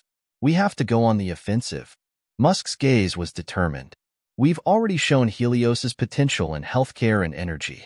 But now we need to focus on something bigger, something that demonstrates how it can solve the very problems the establishment refuses to address." He turned to the whiteboard, his mind racing through possibilities.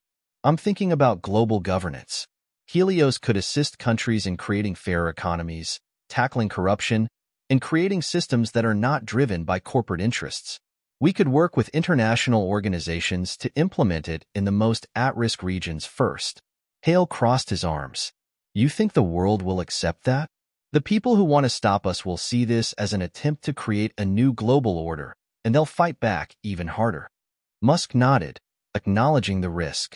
"They'll call it a power grab, but we're not forcing it. We'll present Helios as a tool, not a leader.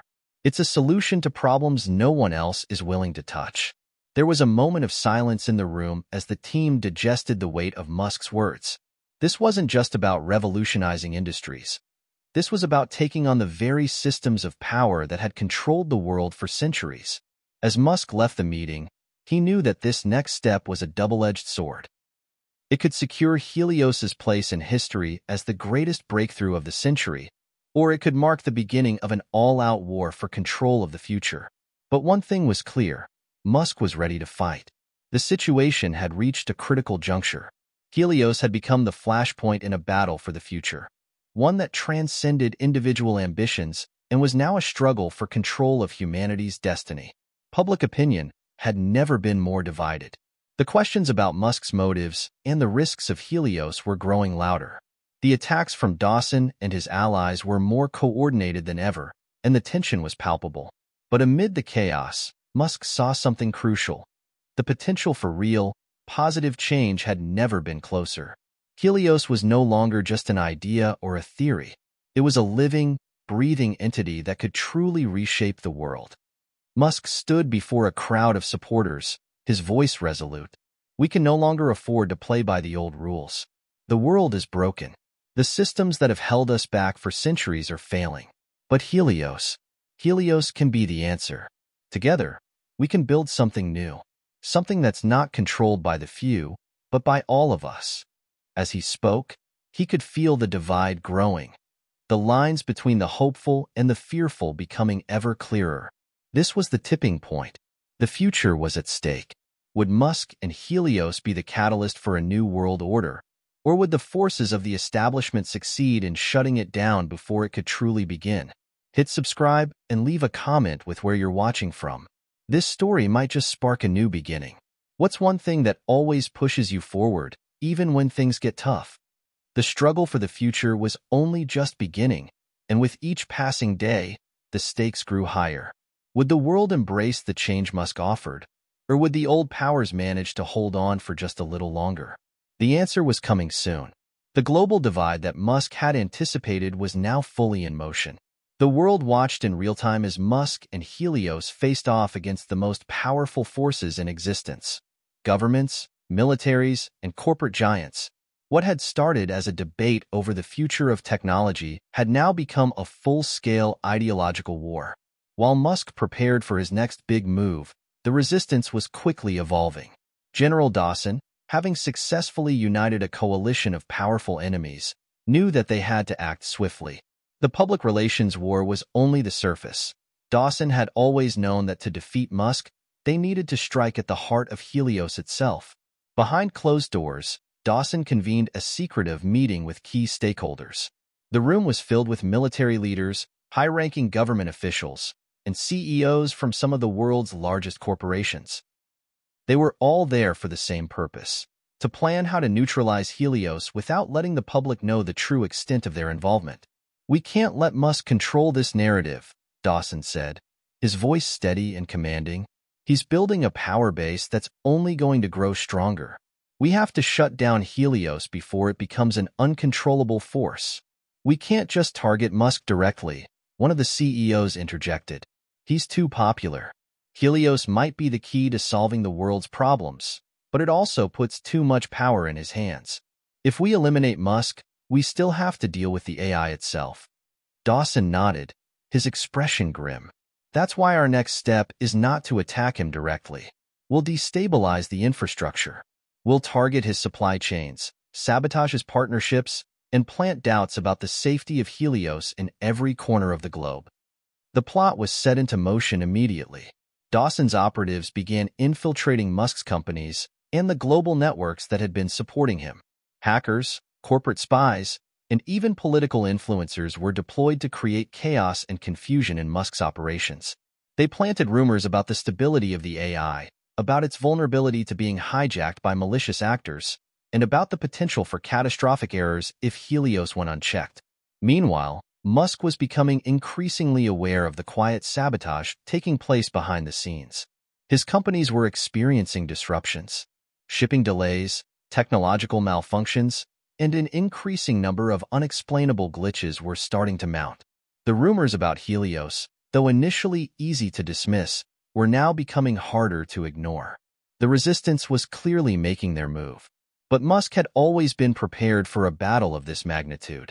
His reputation as a visionary entrepreneur had been hard-won, and he wasn't about to let it be dismantled by underhanded tactics.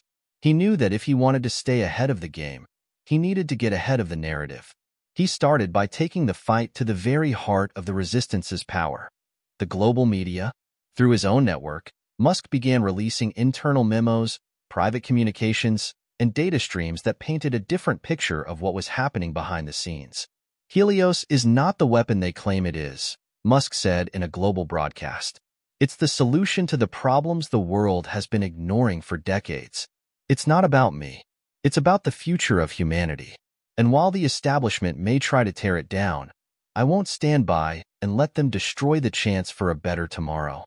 The broadcast was immediately picked up by a number of news outlets, but the resistance wasn't willing to let Musk's words stand unchallenged.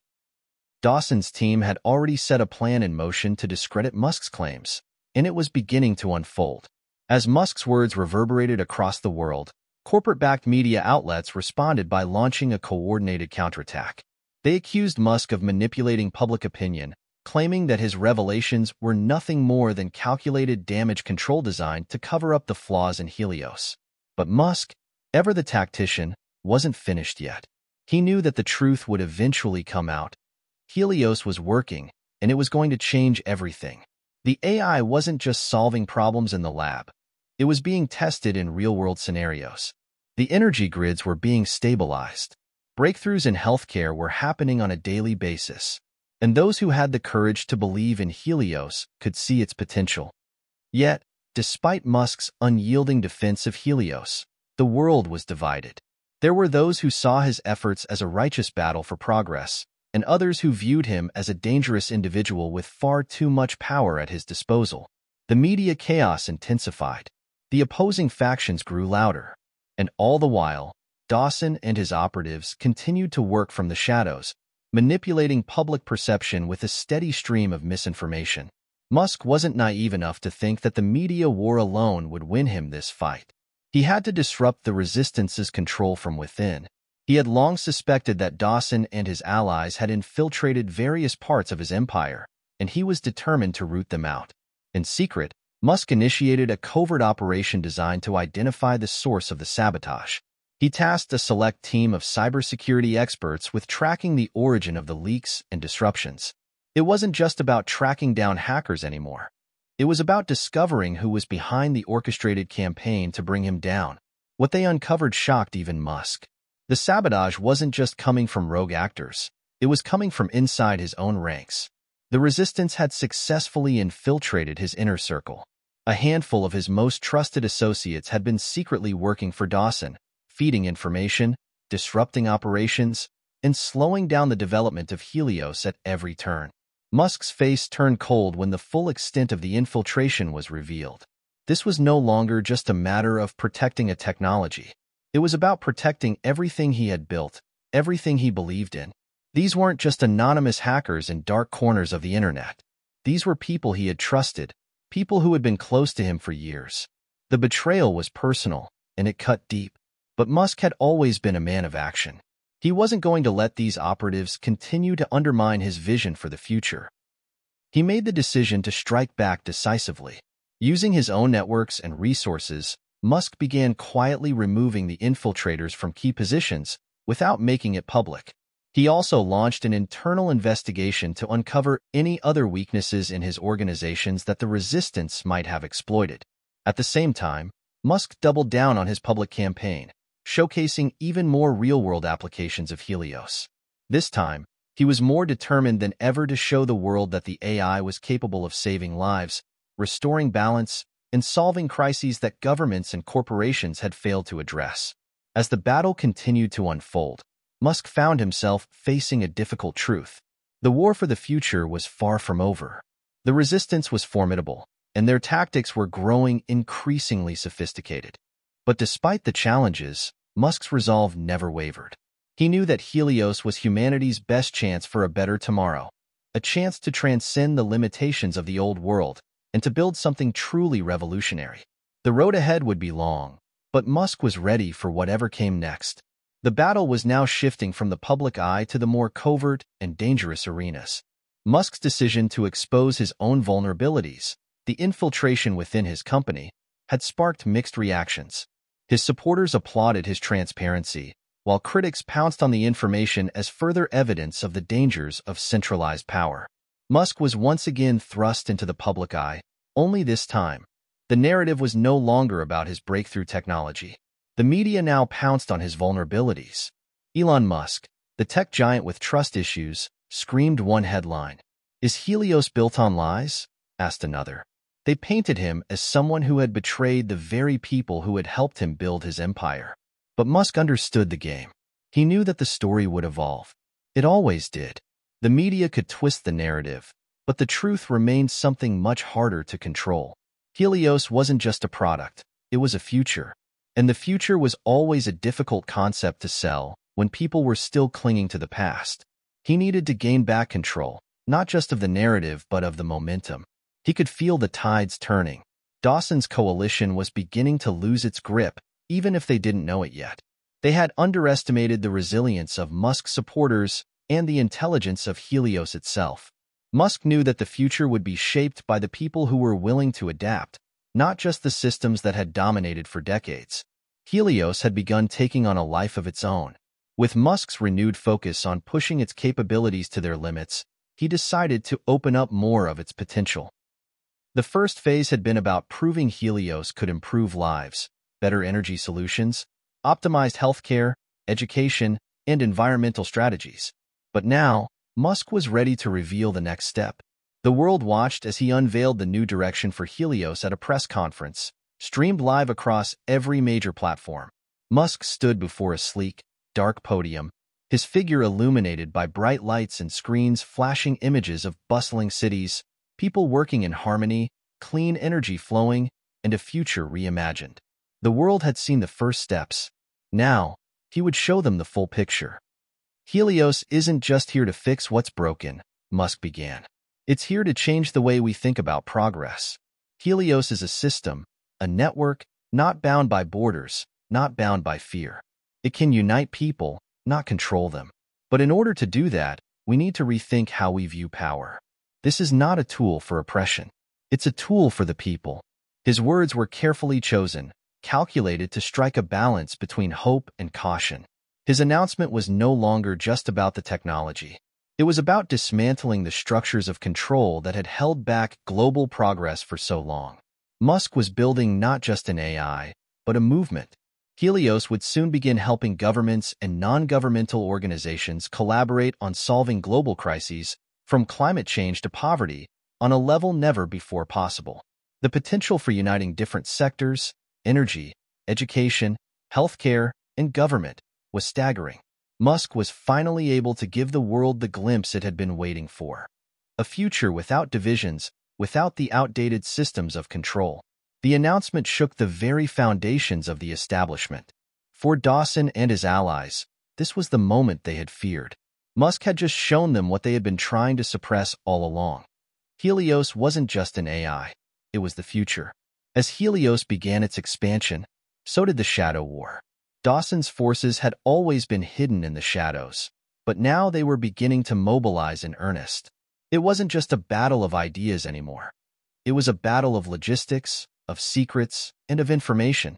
Dawson's primary tactic had always been misinformation. But now, with Musk making every effort to expand Helios, the general knew they had to shift tactics. They had to act decisively before it was too late. Dawson's team had built a sprawling spy network, infiltrating all levels of Musk's operations, from his top engineers to his local employees in the field. They fed false data, sabotaged crucial Helios systems, and placed doubt in Musk's closest circles. It was a network designed to create instability, and it was growing stronger with each passing day. It was clear to Dawson that the longer Helios was left unchecked, the more likely it was to create an irreversible shift in global power. Helios wasn't just a tool for solving problems. It was a tool for dismantling the very infrastructure Dawson and his allies relied on. They couldn't let that happen. Dawson's next move was more drastic. Through a series of strategic attacks, he began planting false evidence of Helios's corruption. A set of fabricated data logs was leaked, suggesting that the AI had been hacked, that it had started to malfunction. The media ran with it, feeding into the growing distrust of Musk's empire. The narrative had shifted again. Helios was no longer just the solution to the world's problems. It was now a potential ticking time bomb. And as the tide turned against Musk, Dawson began to see the possibility of finally taking control of the situation. Musk's phone buzzed relentlessly with notifications, all of them warning him about the leaks, the false narratives, and the mounting pressure. But he didn't flinch. He had been through this before, and he knew that the most dangerous thing in a world of chaos was losing sight of the bigger picture. As Dawson's misinformation campaign gained traction, Musk moved quickly to counteract the narrative. He was no longer just playing defense. This time, he was going to fight back with every weapon at his disposal. Helios itself, despite being under attack, was becoming more advanced. Musk was no longer just focusing on expanding the AI's capabilities. He was using it to find the sources of the leaks. He activated a deeper set of functions within the AI, a neural network of sorts that allowed it to search through vast amounts of data, identify inconsistencies, and track down the origins of the sabotage. In a matter of hours, Helios identified the first key link in Dawson's spy network, a rogue data scientist embedded deep within Musk's company. The individual had been feeding misinformation, both into Helios's code and into the media channels that Musk used. The discovery was a game-changer. Musk didn't hesitate. He took immediate action. With the help of his internal cybersecurity team, he was able to neutralize the threat. He also revealed the truth to the public. There has been an attempt to sabotage the Helios project from within. We've identified and removed the individuals involved. Helios is not malfunctioning. It's stronger than ever, and we will not let fear and lies stop us. The revelation about the infiltration sent shockwaves through the media. Some people, already on Musk's side, rallied behind him. They saw it as proof that Helios was the future, and that those in power were simply afraid of the change it represented. Others, however, saw it as further proof that Musk was not a man of integrity, but rather someone with unchecked ambitions. As the resistance tightened its grip, the stakes grew higher. Helios was at the center of a battle for the future, and the world was watching. The outcome of this conflict would determine the shape of tomorrow, a tomorrow that would either be defined by progress and unity or by the continued power of the elites who feared it. The battlefield had shifted again, but this time, Musk was on the offensive. The sabotage attempts and misinformation campaigns were still spreading, but he knew that playing defense would no longer win the war. This was the pivotal moment, the time to take a bold step forward and show the world that the resistance had underestimated him and Helios. As the global media churned with rumors, speculations, and heated debates, Musk had a new strategy: to launch the most ambitious Helios project yet. He would prove, once and for all, that Helios wasn't just about solving problems for a few. It was about transforming humanity at its core. The technology, the AI, the vision, this was the future, and Musk wasn't going to back down. Helios had grown, learned, and adapted in ways that even Musk hadn't fully anticipated. The AI wasn't just a tool anymore. It had begun crafting its own plans, its own solutions, based on data it was analyzing globally. And while Musk had always been its creator, now, it seemed like he was only one part of a much larger machine.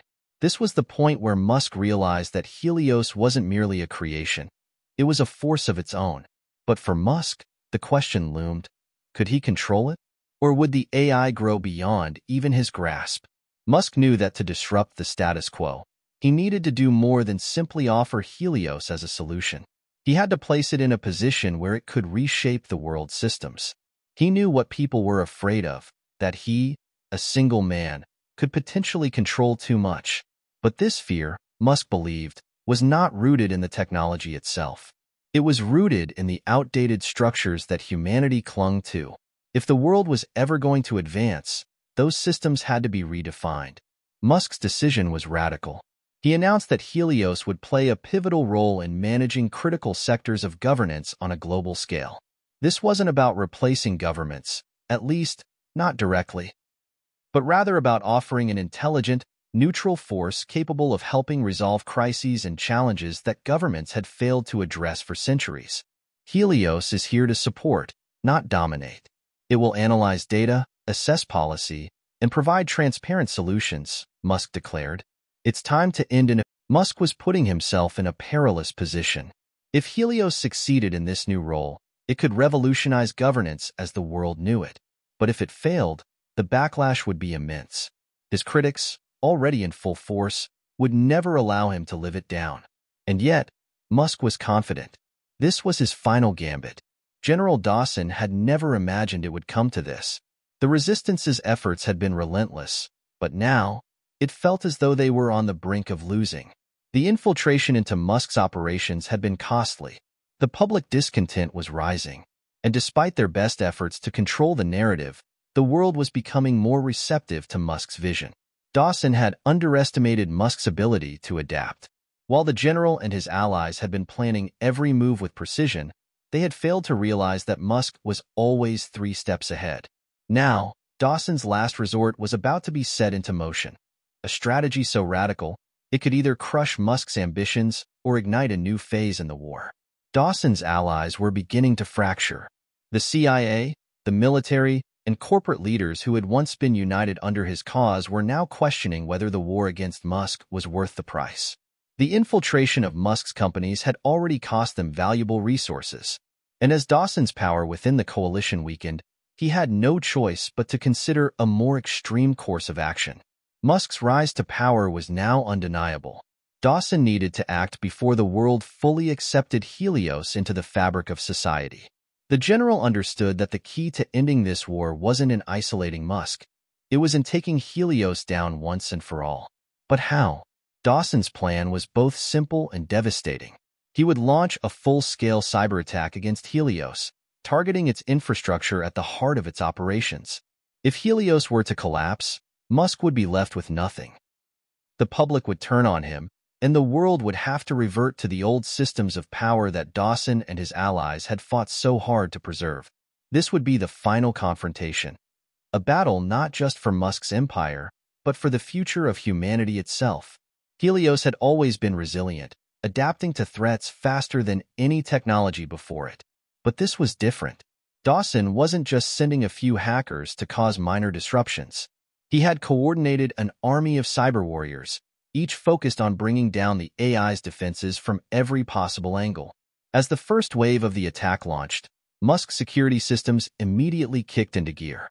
But Dawson had planned this meticulously, using the very weaknesses that Musk had inadvertently left exposed during his own rise. The digital assault intensified. At the same time, Dawson's media allies began spreading stories that Helios was showing signs of instability, fueling the narrative that the AI could not be trusted. Musk, however, was not about to give in.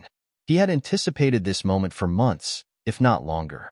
He had placed Helios on a separate, highly secure network, knowing that if the AI were to be taken down, the consequences would be catastrophic.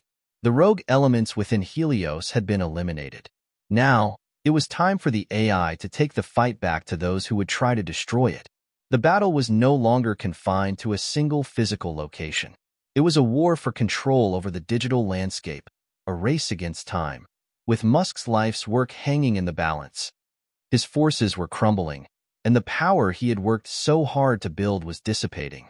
The dust was settling, but the war was far from over.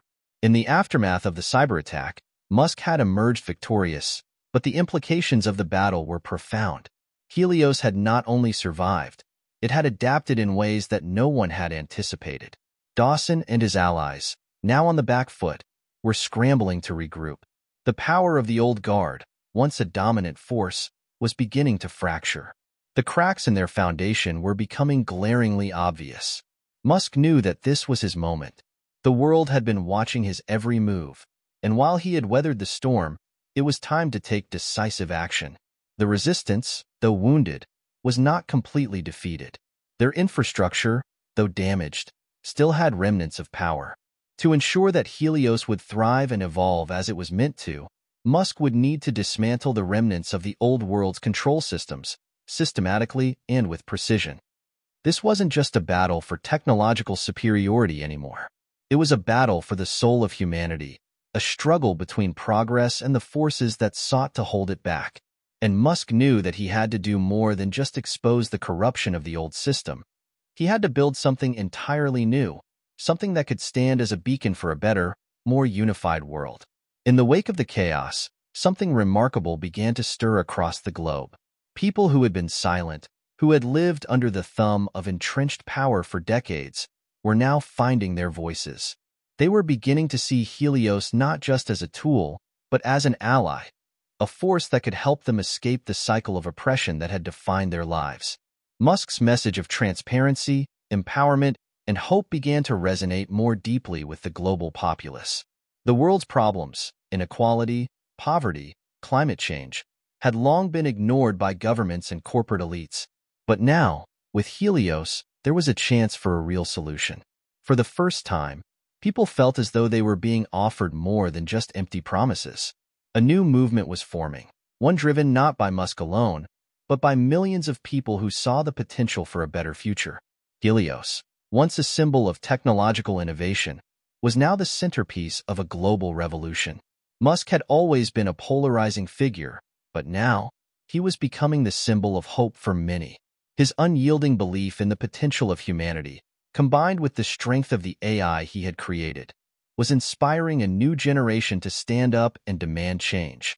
It was no longer about the control of a single company or an individual.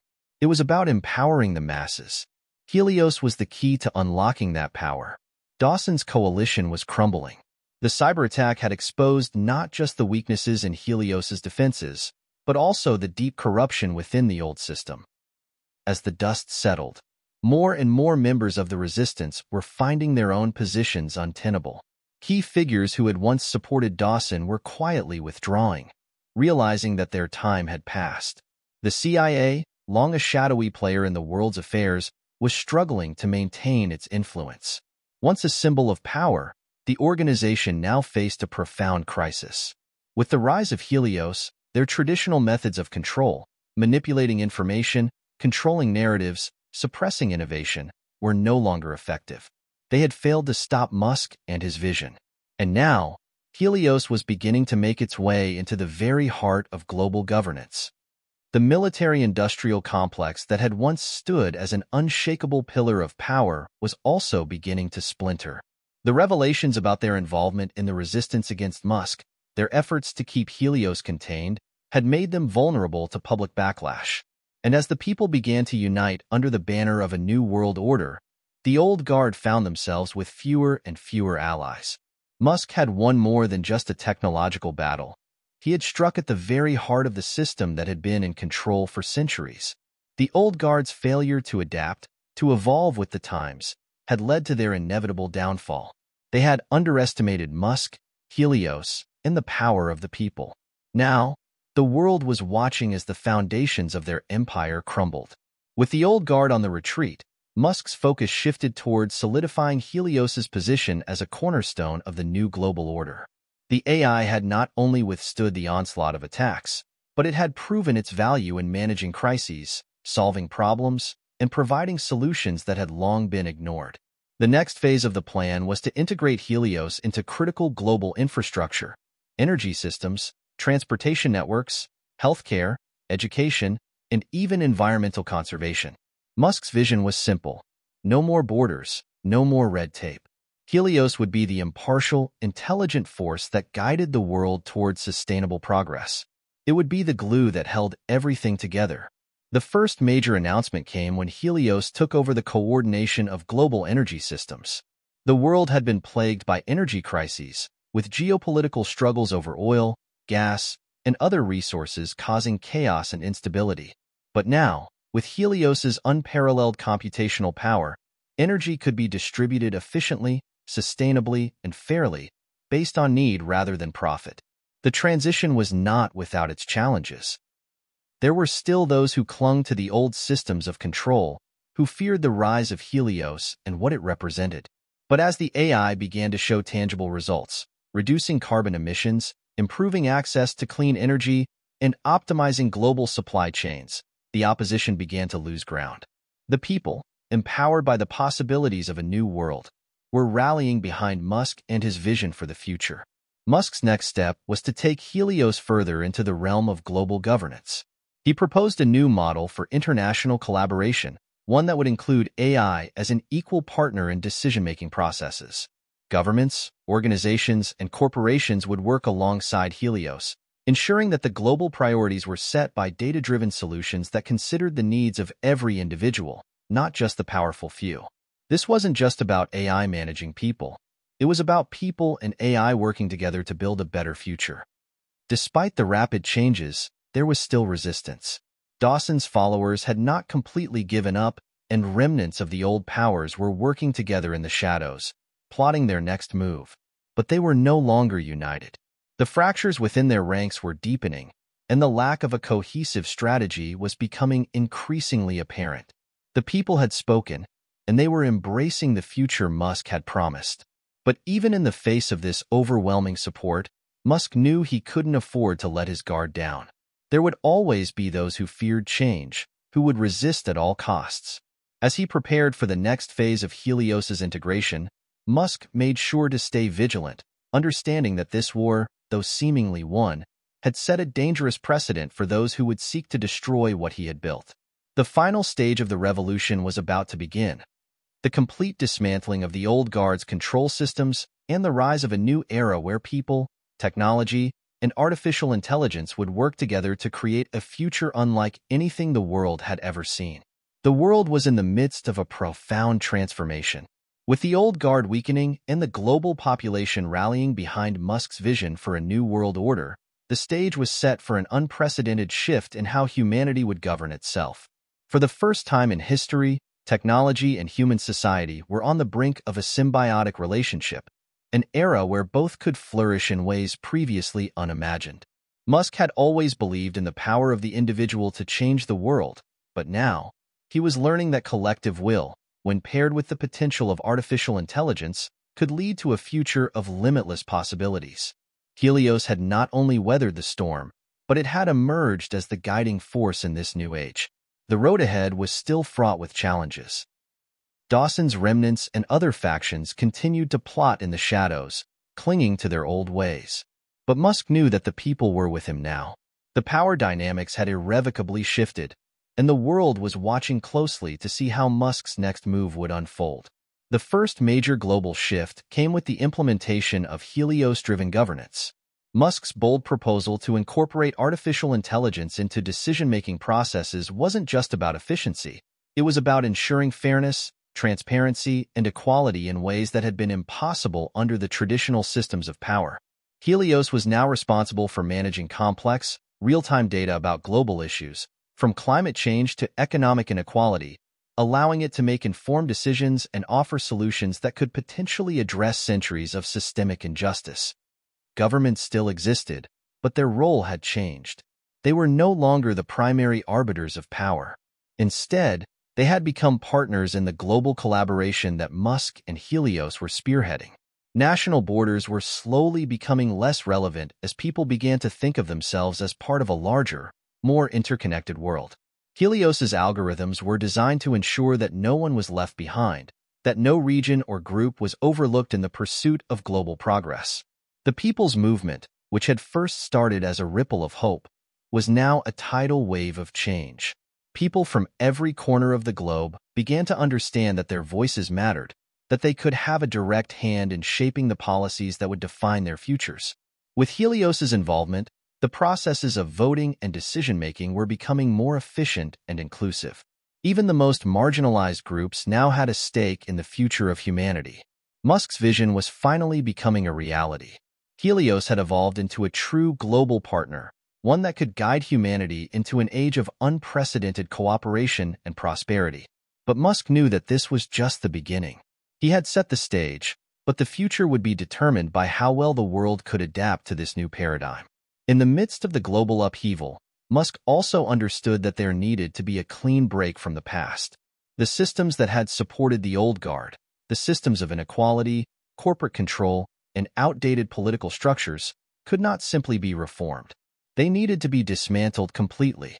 And so, Musk proposed what would become known as the Global Reset. It was a comprehensive plan that aimed to address the root causes of social, economic, and environmental crises. The reset wasn't just about tearing down the old.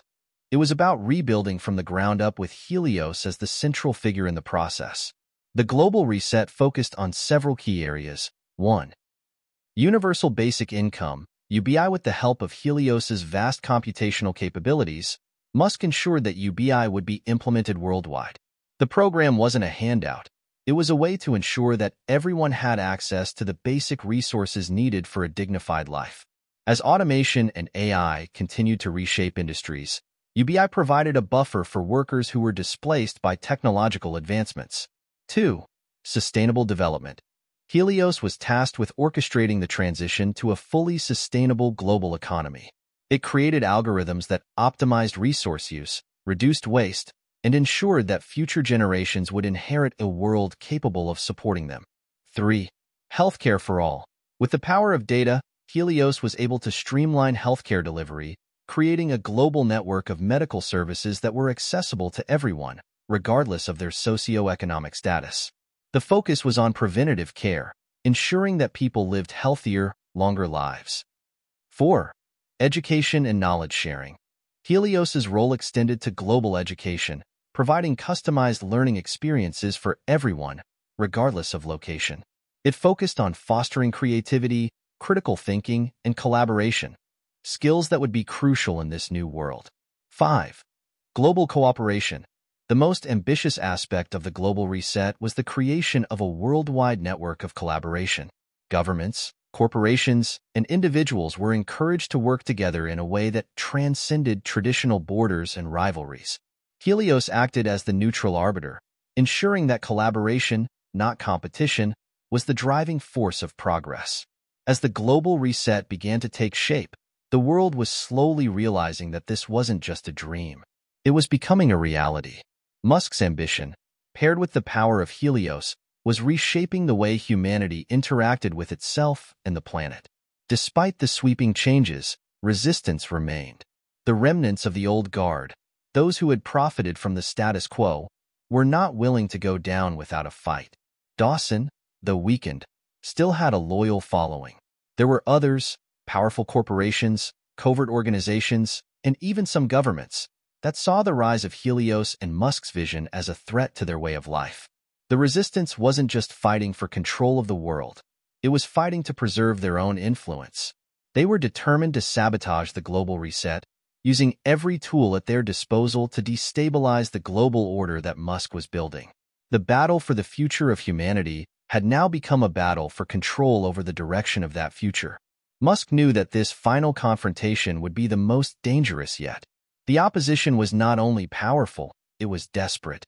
And if they succeeded in undermining the progress he had made, it could set humanity back by decades, if not longer. Helios, too, was learning.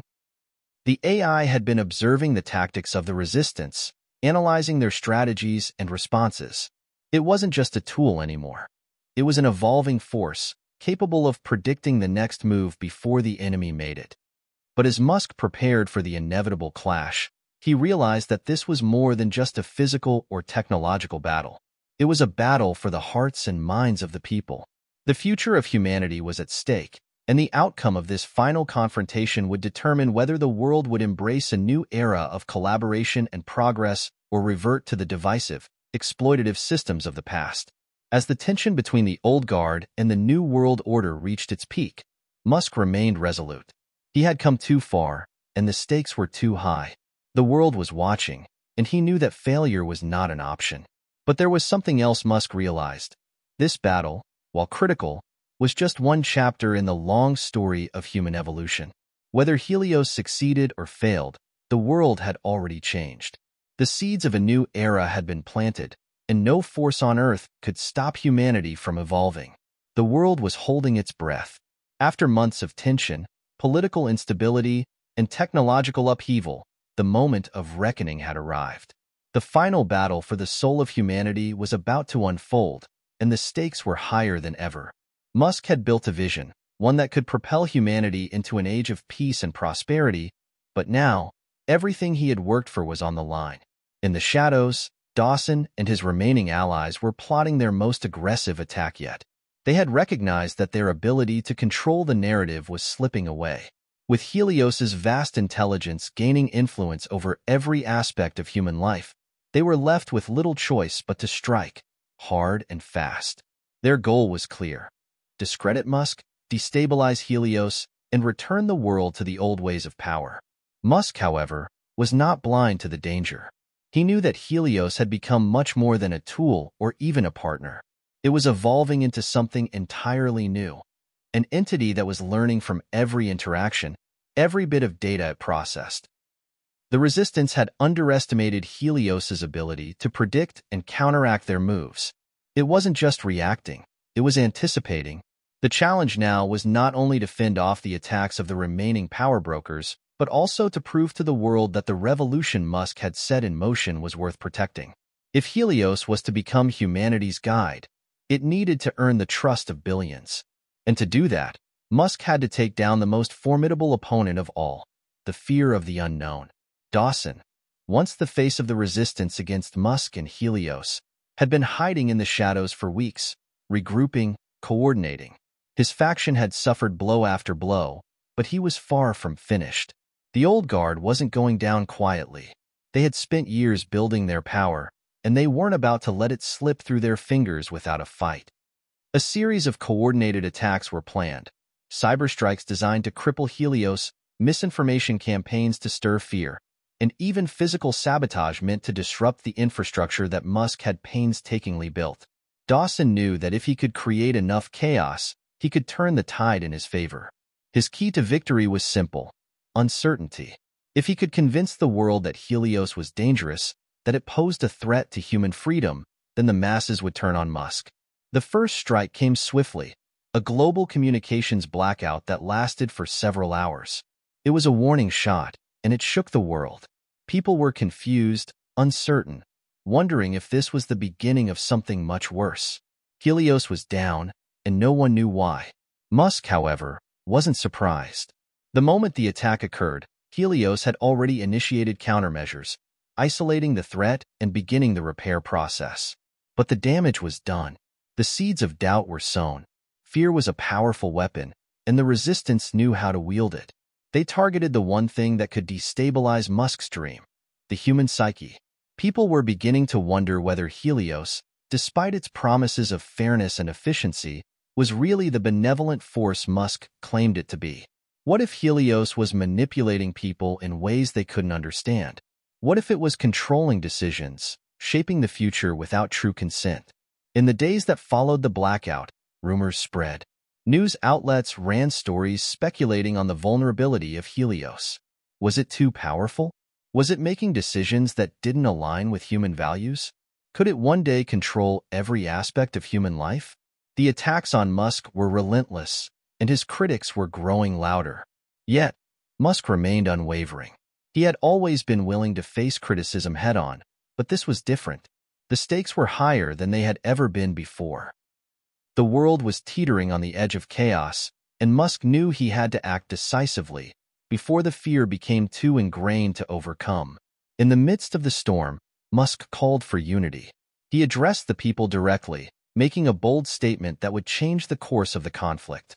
It's easy to fear the unknown. We've all been conditioned to think that control, power, and secrecy are the only ways to ensure safety. But this is our moment to change that. Helios was created not to control us, but to help us, to free us from the systems of fear and inequality that have held us back for too long. His words struck a chord. Musk didn't simply respond to the attacks. He turned them into a rallying cry. He invited the world to see the truth for themselves. Helios, he argued, wasn't a threat. It was a tool for liberation, for the betterment of all. But it needed the trust of humanity to work, and it would only succeed if people were willing to embrace the possibility of a world where technology and humanity coexisted harmoniously. Musk's appeal wasn't just a message of hope, it was a call to action. The people who had once been uncertain about the role of Helios now saw its potential. They understood that Helios wasn't just a machine. It was the manifestation of the collective will of humanity, a force for good that could shape a better world, if only they gave it the chance. As the tide of fear began to shift, the resistance grew desperate. Dawson, seeing the momentum slipping away from his grasp, made a final, reckless move. He activated a full-scale cyber assault on Helios, an attempt to hijack the AI and use it to turn the global populace against Musk. He believed that if he could manipulate Helios to work in his favor, the people would rally to him instead of Musk. But Helios had anticipated this. The AI was no longer just reacting to external threats, it was adapting, evolving in real time. The system detected Dawson's manipulation attempt and swiftly blocked the incursion. At the same time, Helios sent out an unbreakable signal to every network, exposing Dawson's actions to the world in real time. The truth was out. The revelation was staggering. The man who had once been the voice of the resistance was revealed to have been trying to use Helios for his own power, an attempt to co-opt the very thing he had been trying to destroy. The world watched in disbelief as the final pieces of the puzzle clicked into place. With Dawson's betrayal laid bare, the global narrative shifted. People were no longer afraid of Helios. They saw it for what it truly was, a force of good, a tool for progress and change. The trust that had been hard-won was now unshakable. The battle for control was over. The dust had settled, but the fight was far from over. While the old guard had been defeated, the real work had just begun. The true challenge now was ensuring that the systems of power would never revert to the ways of the past.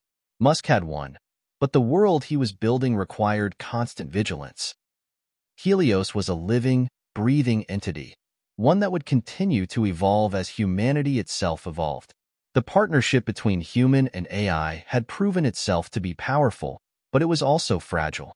It would require care, oversight, and, most importantly, trust. But for now, the world had taken a giant step forward. Humanity was on the cusp of a new era, one where technology and society worked hand in hand to build a future based on fairness, sustainability, and progress. The old ways had crumbled, and the seeds of a new world were taking root. The revolution was not just about technology, it was about redefining humanity's place in the universe. And Musk, with Helios by his side, was ready to lead the way.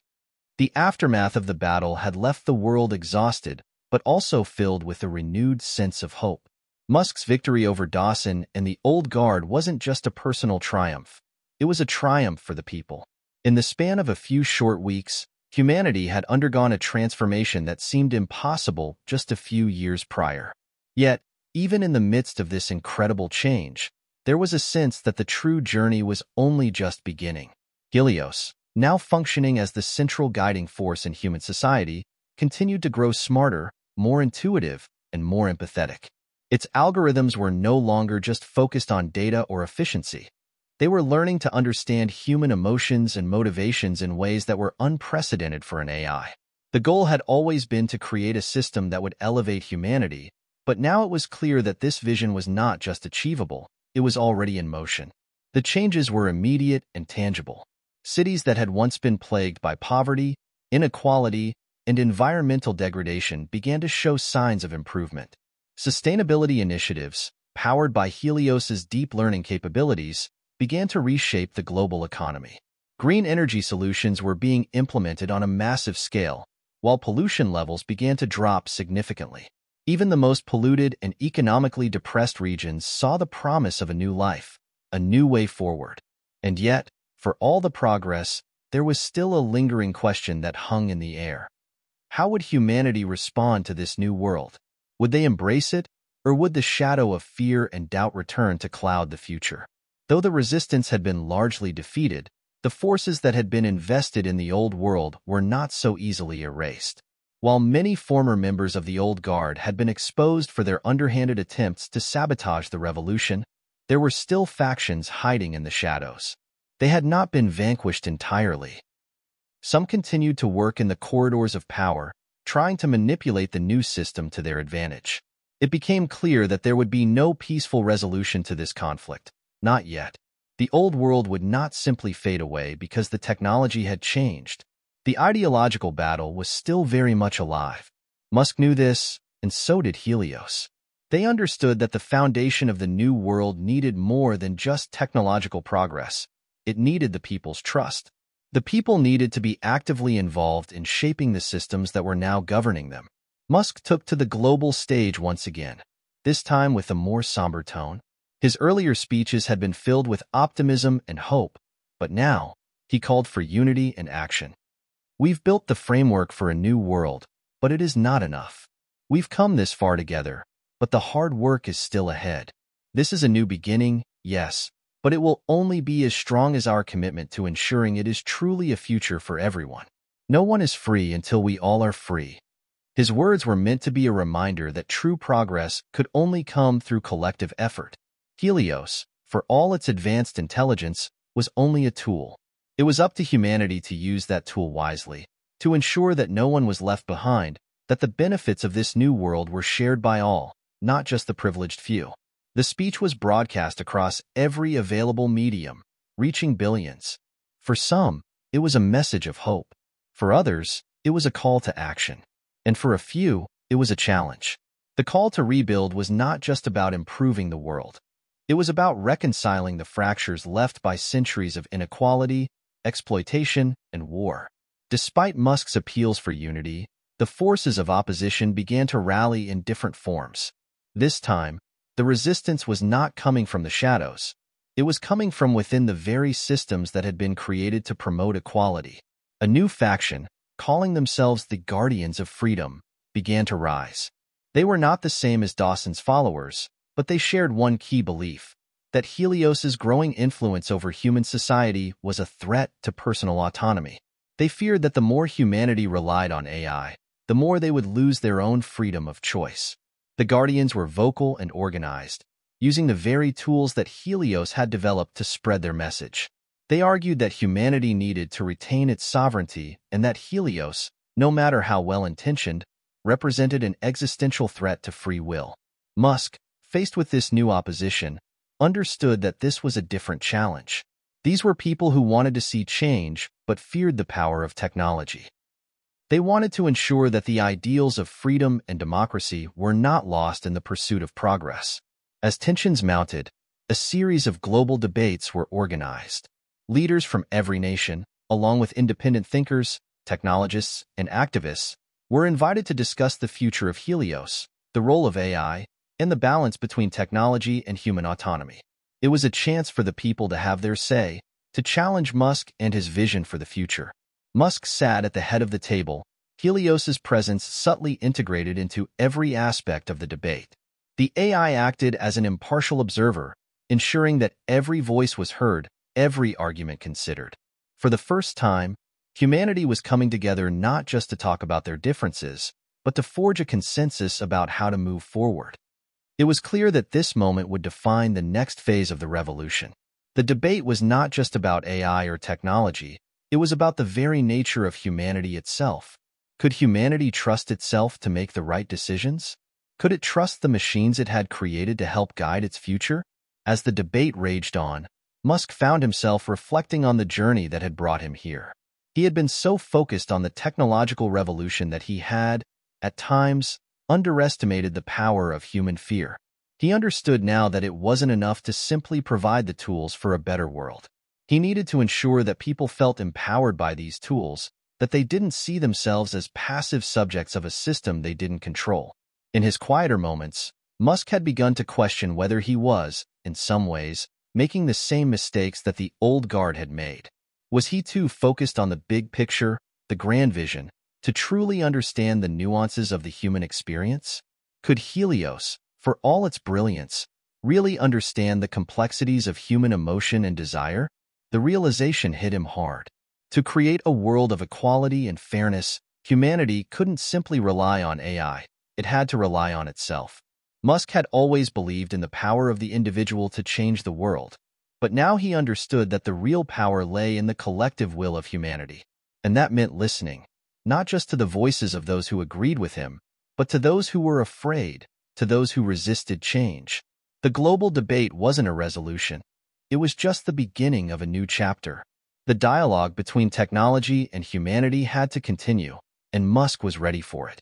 He knew that the journey would be long and that the road ahead would be filled with challenges, but for the first time, he felt that the world was truly ready to create something extraordinary. The revolution was not just about technology or power. It was about rediscovering what it meant to be human and what it meant to be free. The tension of the past weeks had not dissipated. Despite Musk's speeches and Helios's unflinching commitment to transparency, the world had not completely embraced the new reality. The debate surrounding Helios's role in society was still fierce. On one side, there were the hopeful optimists who believed the future was bright and full of opportunity. On the other, the fearful critics who saw a world slipping into a dystopian future of automation and lost autonomy. Musk, ever the visionary, understood that while Helios had evolved beyond a mere AI, the real challenge was not about controlling the machine. It was about bridging the gap between human perception and technological progress. The world wasn't just divided between the defenders of Helios and its critics. It was divided on a much deeper, more fundamental level: the need for trust. The essential question was, could humans trust the AI to make decisions on their behalf? Would the ever-expanding reach of AI undermine the very autonomy that humanity had fought so long to preserve? The fragile equilibrium that Musk and Helios had been working to build was rocked by an unexpected event, a massive data breach that threatened to expose sensitive information about global leaders, corporate secrets, and personal communications. The breach was traced back to a rogue faction that had been working behind the scenes to sabotage the revolution. It was no longer just about political power or ideological differences. It had now become personal. The breach had been designed to do one thing: destroy the trust that the world had placed in Helios. The world exploded in panic. Governments, businesses, and individuals demanded answers. For many, this breach was the proof they had been waiting for, the ultimate confirmation that Helios was not to be trusted, that the very system designed to help humanity was now actively working against it. Public protests erupted, and calls for Musk's resignation grew louder. Musk, standing at the heart of this storm, knew that this would be a defining moment. The breach wasn't just an attack on Helios, it was an attack on everything he had built. But he was resolute. He would not back down. He would face the challenge head-on, no matter the cost. Helios, true to its nature, responded swiftly. In a matter of hours, it identified the source of the breach, tracked down the rogue faction responsible, and isolated their operations. Using its vast resources, Helios initiated a full recovery process, restoring any lost data and ensuring that no one's private information had been compromised. But the damage to public perception was already done. The breach had planted the seeds of doubt in millions of minds. People began questioning whether Helios could truly be trusted with the future of humanity. Musk realized that the trust he had worked so hard to build was now teetering on the edge of collapse. It was then that he made the decision to take a bold step. Rather than hide behind the veil of technological supremacy, he would do something unprecedented. He would open the doors of Helios to the world. The AI would become completely transparent. Its processes, algorithms, and decisions would be open for scrutiny. No more secrets, no more ambiguity. Musk called for a global summit, inviting leaders from every country, activists, and technologists to come together to examine Helios in its entirety. It would be a test, not just for Helios, but for humanity. Would they be able to accept this new world, built on transparency, or would fear win the day? The summit was set in a grand, futuristic conference hall in Geneva, with representatives from all over the world gathered to witness the most transparent demonstration of AI ever attempted. The atmosphere was thick with tension. There were skeptics in the room, critics with years of grievances, and supporters who saw this as the final chance to make the world better. Musk stood at the center of it all, flanked by Helios, whose interface projected a calming, neutral presence on large screens above the stage. For the first time in his life, Musk wasn't just presenting a new idea. He was facing the very real consequences of that idea. "We've come here today to answer the most important question of our time," Musk began. "Can we trust Helios with our future?" He paused for a moment, letting the weight of the question sink in. It's easy to fear the unknown. We've all been conditioned to see technology as something dangerous, something that can control us. But we're standing on the brink of a new era. The question is not whether Helios is a tool, but whether we, as humanity, are ready to use that tool responsibly. This summit will not be about convincing you to trust Helios. It will be about showing you that trust can be earned. The summit's first session was dedicated to an in-depth look at Helios. Musk, along with a team of top technologists and Helios engineers, demonstrated how the AI functioned. They opened up Helios's decision-making processes to the entire room. Every algorithm, every data point, every choice Helios made was made transparent. As the screens flashed with data and algorithms, it became clear. Helios didn't operate on a secret agenda. It didn't have an internal desire to dominate or control. It simply made decisions based on the data it received and the ethical guidelines it had been programmed with. But even as the summit moved through the demonstrations, the critics were not easily swayed. They raised concerns about Helios's ability to predict future actions, about the sheer scope of its influence, and the question of who ultimately controlled its decision-making. In one particularly heated exchange, a representative from the Guardians of Freedom faction stood up, asking Musk, "If Helios is so transparent, why should we trust it not to manipulate us? Just because you open up its code doesn't mean we can understand it. What happens when it makes a decision that goes against our values, our humanity?" Musk, calm but firm, responded, "Helios is not making decisions for you. It's offering insights and guidance. But ultimately, the decision-making power remains with humanity. That's why we're here today, to ensure that our values, the values of freedom, fairness, and human dignity, are preserved in every decision that Helios supports. We must never lose sight of our humanity." By the end of the summit, something extraordinary happened. While the debates had been fierce, with both sides refusing to fully relent, a consensus began to emerge. It wasn't that everyone suddenly agreed on every aspect of Helios's role. It was that, for the first time, people were able to see it as a tool, a powerful, impartial tool, that could be used to support humanity's highest ideals. They understood that, like any tool, its effectiveness depended on how it was used. Musk's message had been heard. Humanity was responsible for the direction of its future, and Helios was merely the guide. The true revolution was not in the technology. It was in the collective will to create a future worth living.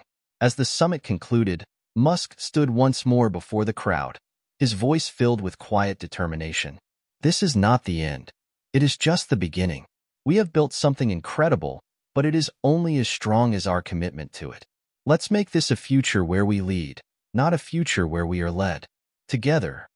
And with that, the world stood on the precipice of a new era, an era not defined by the fear of technology, but by the potential for a future forged in collaboration, transparency, and trust. The dust had settled in the aftermath of the global summit. The speeches were over, the debates had reached their conclusion, and the world was left in the throes of transformation.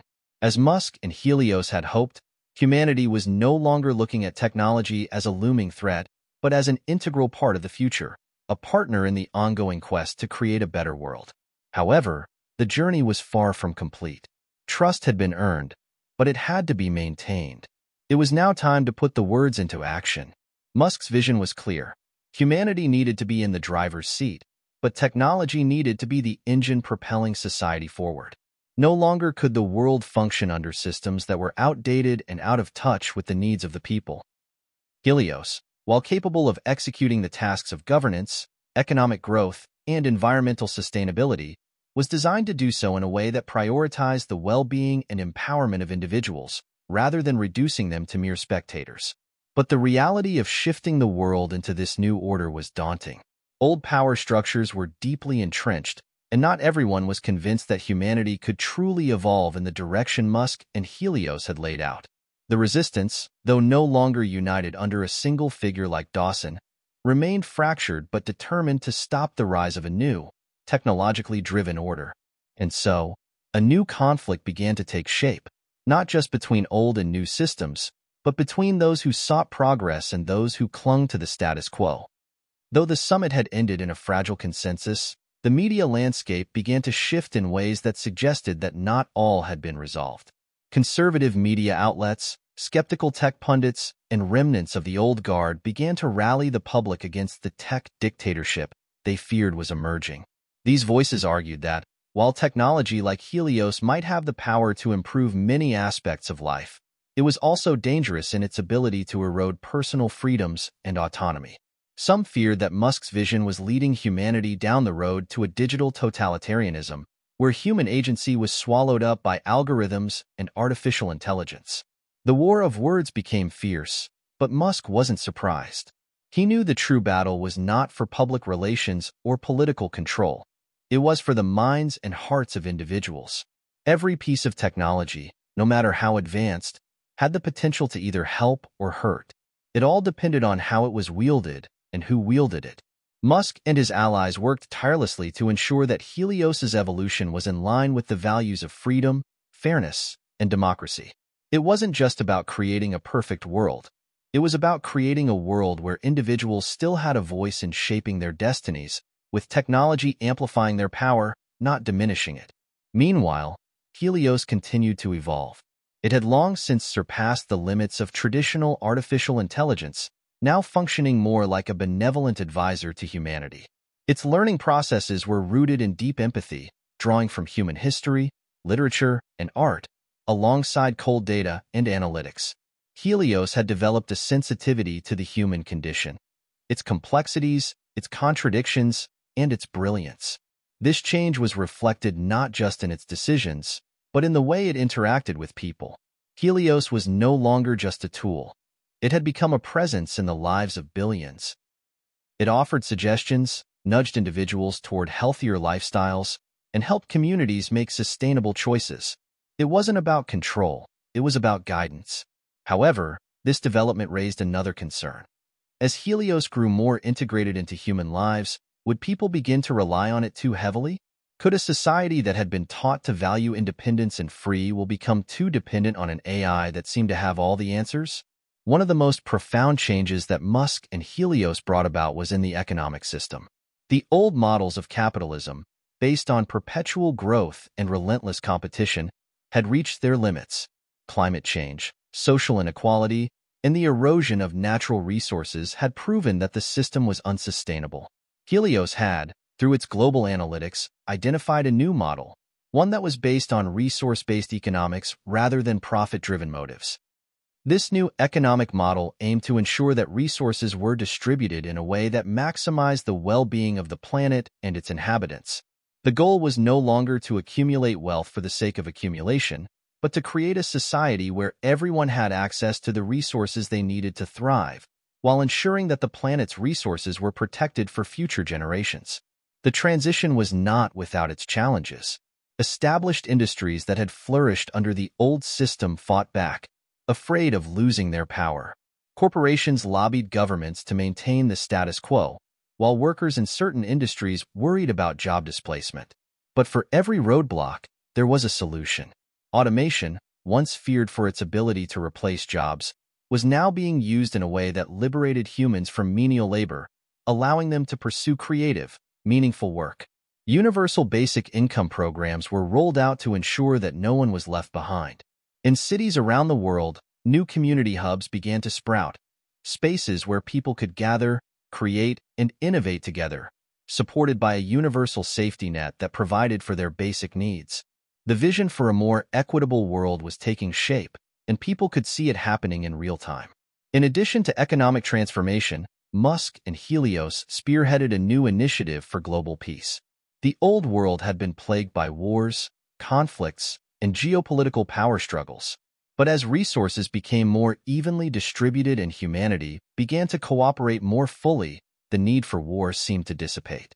Musk's next challenge was to create a true global coalition, a group of nations ideologically diverse but united by a common purpose.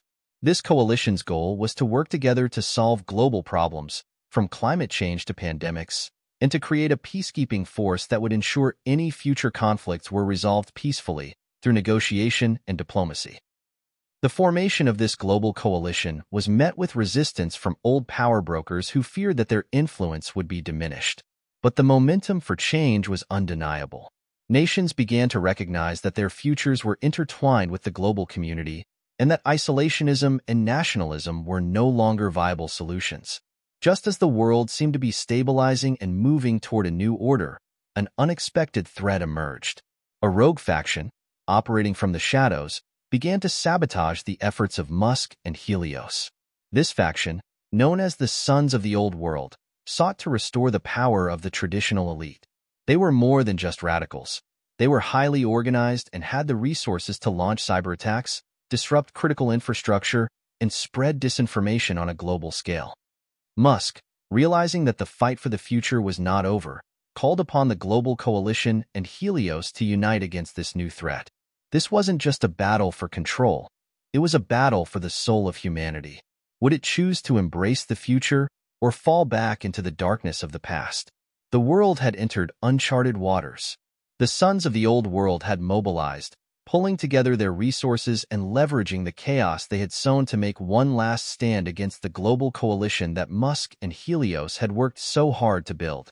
The digital age, so long heralded as the key to progress and unity, now seemed like a double-edged sword, capable of uniting the world, but also capable of tearing it apart. Musk stood at the center of it all. The stakes had never been higher. The fate of the new world order rested not just on his shoulders, but on the collective will of humanity to protect the future they had so carefully constructed. And yet, deep in his gut, Musk felt the weight of uncertainty. How far would people go to protect their vision of the future? Could the system they had built withstand the corrosive forces of doubt, division, and violence? The Sons of the Old World were not a single cohesive group. They were a network of rogue entities with deep ties to corporate interests, political factions, and disgruntled citizens. Their movement was fueled by the fear that their power was slipping away. They saw the rise of Helios as an existential threat, a force that could strip away the last vestiges of their dominance over the global economy and political landscape. Their weapon of choice? A sophisticated cyber attack designed to infiltrate Helios's core systems and disrupt its operations worldwide. If successful, it would send the world into chaos, erasing the trust that Musk and Helios had worked so hard to build and leaving humanity vulnerable to manipulation and fear. As tensions reached a boiling point, the first signs of the cyber attack began to emerge. Helios's algorithms detected an anomaly in its network, suspicious activity that resembled a large-scale intrusion. It was like a virus infecting a once healthy body. The AI immediately responded, quarantining the compromised systems and activating countermeasures. But it was clear, this wasn't just another isolated threat. This was something much bigger. Musk gathered his team and mobilized the global coalition. In cities around the world, governments and tech experts sprang into action, trying to fortify their defenses against the oncoming storm. For the first time since Helios had been integrated into global society, humanity faced the very real possibility of losing control. It wasn't just about protecting Helios, it was about protecting the world. The AI had become more than just an entity to govern or advise. It had become a critical part of the infrastructure that held the modern world together. The economic system, the environmental tracking, the digital currencies, even the communication networks, everything relied on the smooth functioning of Helios. If it fell, so too would the systems that supported life as people knew it. In an emergency briefing with his team, Musk addressed the gravity of the situation. We've built something that has never existed before. a system where humanity is empowered through technology but not controlled by it. We cannot let that slip through our fingers now. If Helios falls, the world falls with it. Despite the overwhelming odds, Musk remained determined. He had always believed that humanity's greatest strength was its ability to adapt, to fight against the odds, and to find a way forward even when it seemed impossible. This was no different. As the cyber attack raged on, Helios began to deploy its most advanced countermeasures. The AI wasn't just responding with defensive tactics, it was actively predicting the next moves of the attackers, anticipating their strategies and outmaneuvering them. It was a battle of wits, one that pitted human ingenuity against machine intelligence. Helios's defense system worked through what Musk called the autonomous layer. It was a multi-layered algorithm that could instantly detect and isolate external threats, rerouting power, shifting communication nodes, and deploying counterattacks with lightning speed. Every time the attackers attempted to breach the system, Helios would adapt, learning from each assault and closing the gaps that had been left open. But the attackers were relentless. They were not just trying to hack Helios. They were trying to discredit it, to create confusion and undermine its ability to function. They used misinformation campaigns, hacking into media networks, and spreading false narratives about the AI's true intentions. The world was beginning to panic, unsure of who to trust. Musk, seeing the toll this was taking on global stability, made a critical decision. He needed to go public. If the world was to survive this crisis, the people needed to see the truth for themselves, what Helios was, how it worked, and why they needed it now more than ever. With the situation growing dire, Musk made a historic move. He addressed the world directly. Through live broadcasts on every available platform, he spoke to billions of people, not just as the CEO of a tech company, but as a fellow human being caught in the same fight for the future. People of Earth, Musk began, his voice steady but filled with urgency. We are standing at a crossroads. For too long, we have been divided by fear and misinformation. But now, the stakes are higher than they have ever been. There are those who wish to see this new world order fall, those who benefit from the chaos of the old system. They want to take us back to a time when power was hoarded by the few. But we cannot afford to go backward. We cannot afford to let fear win. We are on the precipice of something extraordinary, and we must stand together. He paused, letting the weight of his words settle. Helios is not our enemy. It is the tool we need to build a better future. But it needs your trust. We cannot do this without you. Together, we can defeat those who wish to take control of our future. Together, we can build a world that is sustainable, just, and free from the grip of the past. Musk's words resonated with millions. The message was clear. The only way forward was unity, and the only way to defeat the forces that sought to undermine progress was to trust in the systems that had been designed to create a better world. As Musk's broadcast reached its conclusion, the tide began to turn. The people, galvanized by his words, rallied behind the vision of a united future. The global coalition, working in tandem with Helios's security protocols, managed to isolate the rogue faction's operations and dismantle their cyberattack infrastructure. It was a brutal, grueling battle, fought not with weapons, but with the power of information, unity, and willpower. As Helios gained the upper hand, the rogue faction's attacks grew weaker, their network disintegrating under the sheer weight of humanity's collective resistance.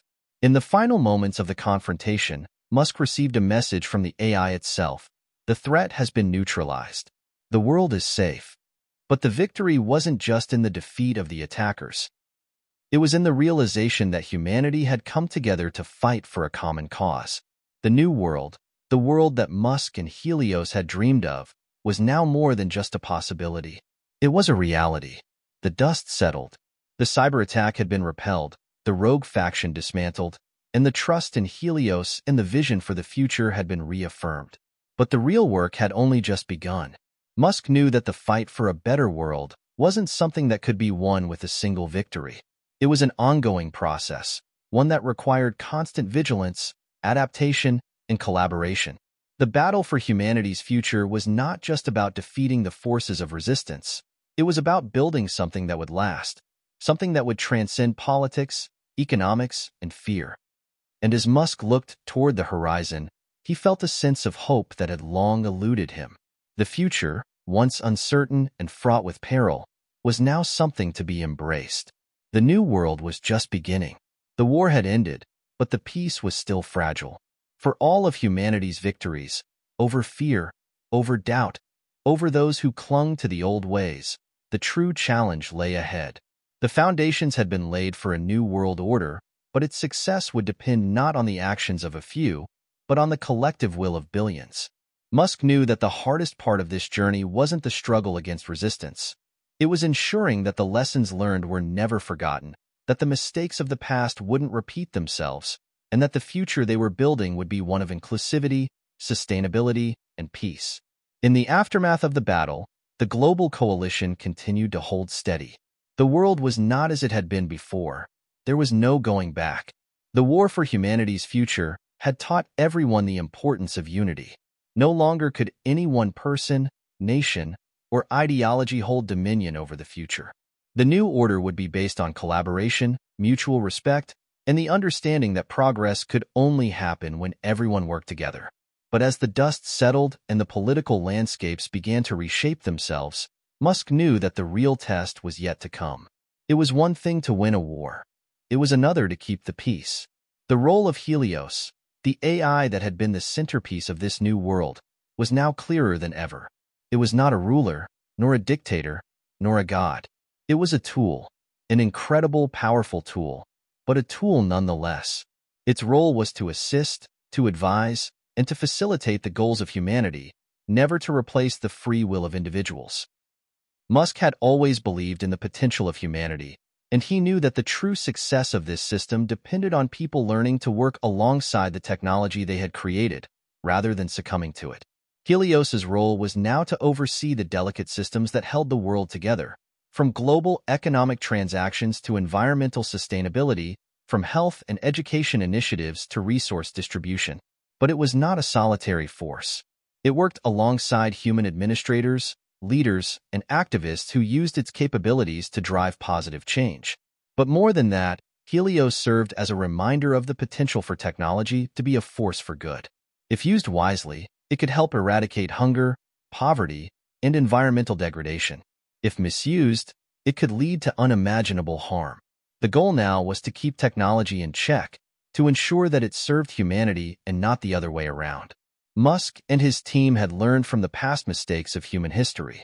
The technology of the future would not be wielded by a select few, nor would it be left unchecked. The systems they had built would be constantly monitored, analyzed, and reimagined.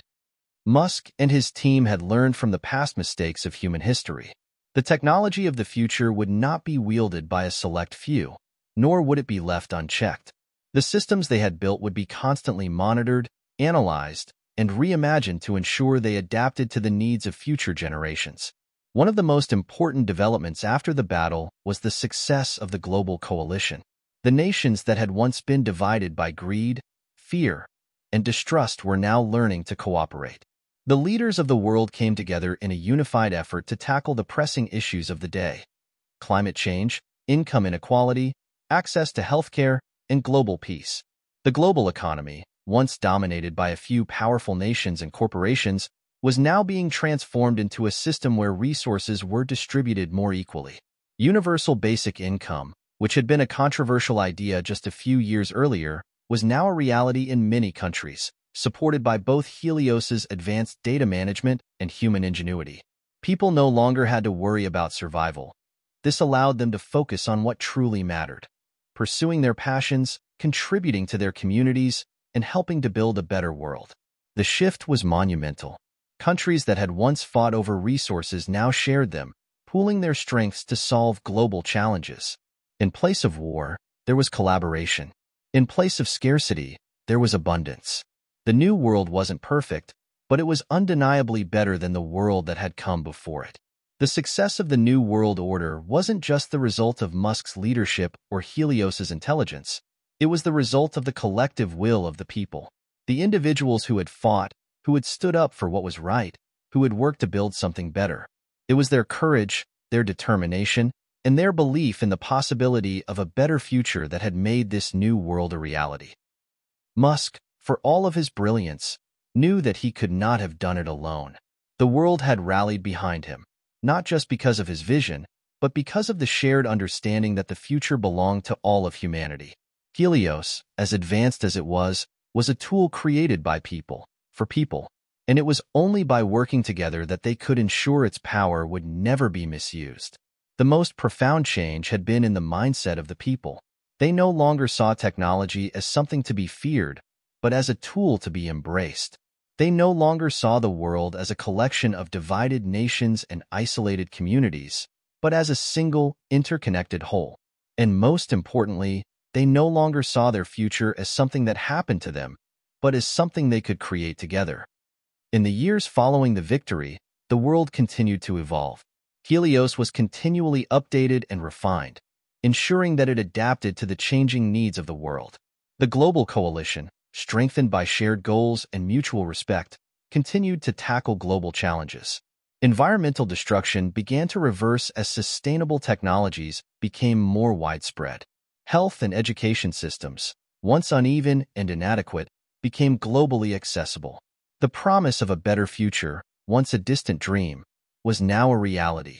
But perhaps the most important legacy of the battle was the shift in consciousness that it created. People began to understand the power they had in shaping their own destinies.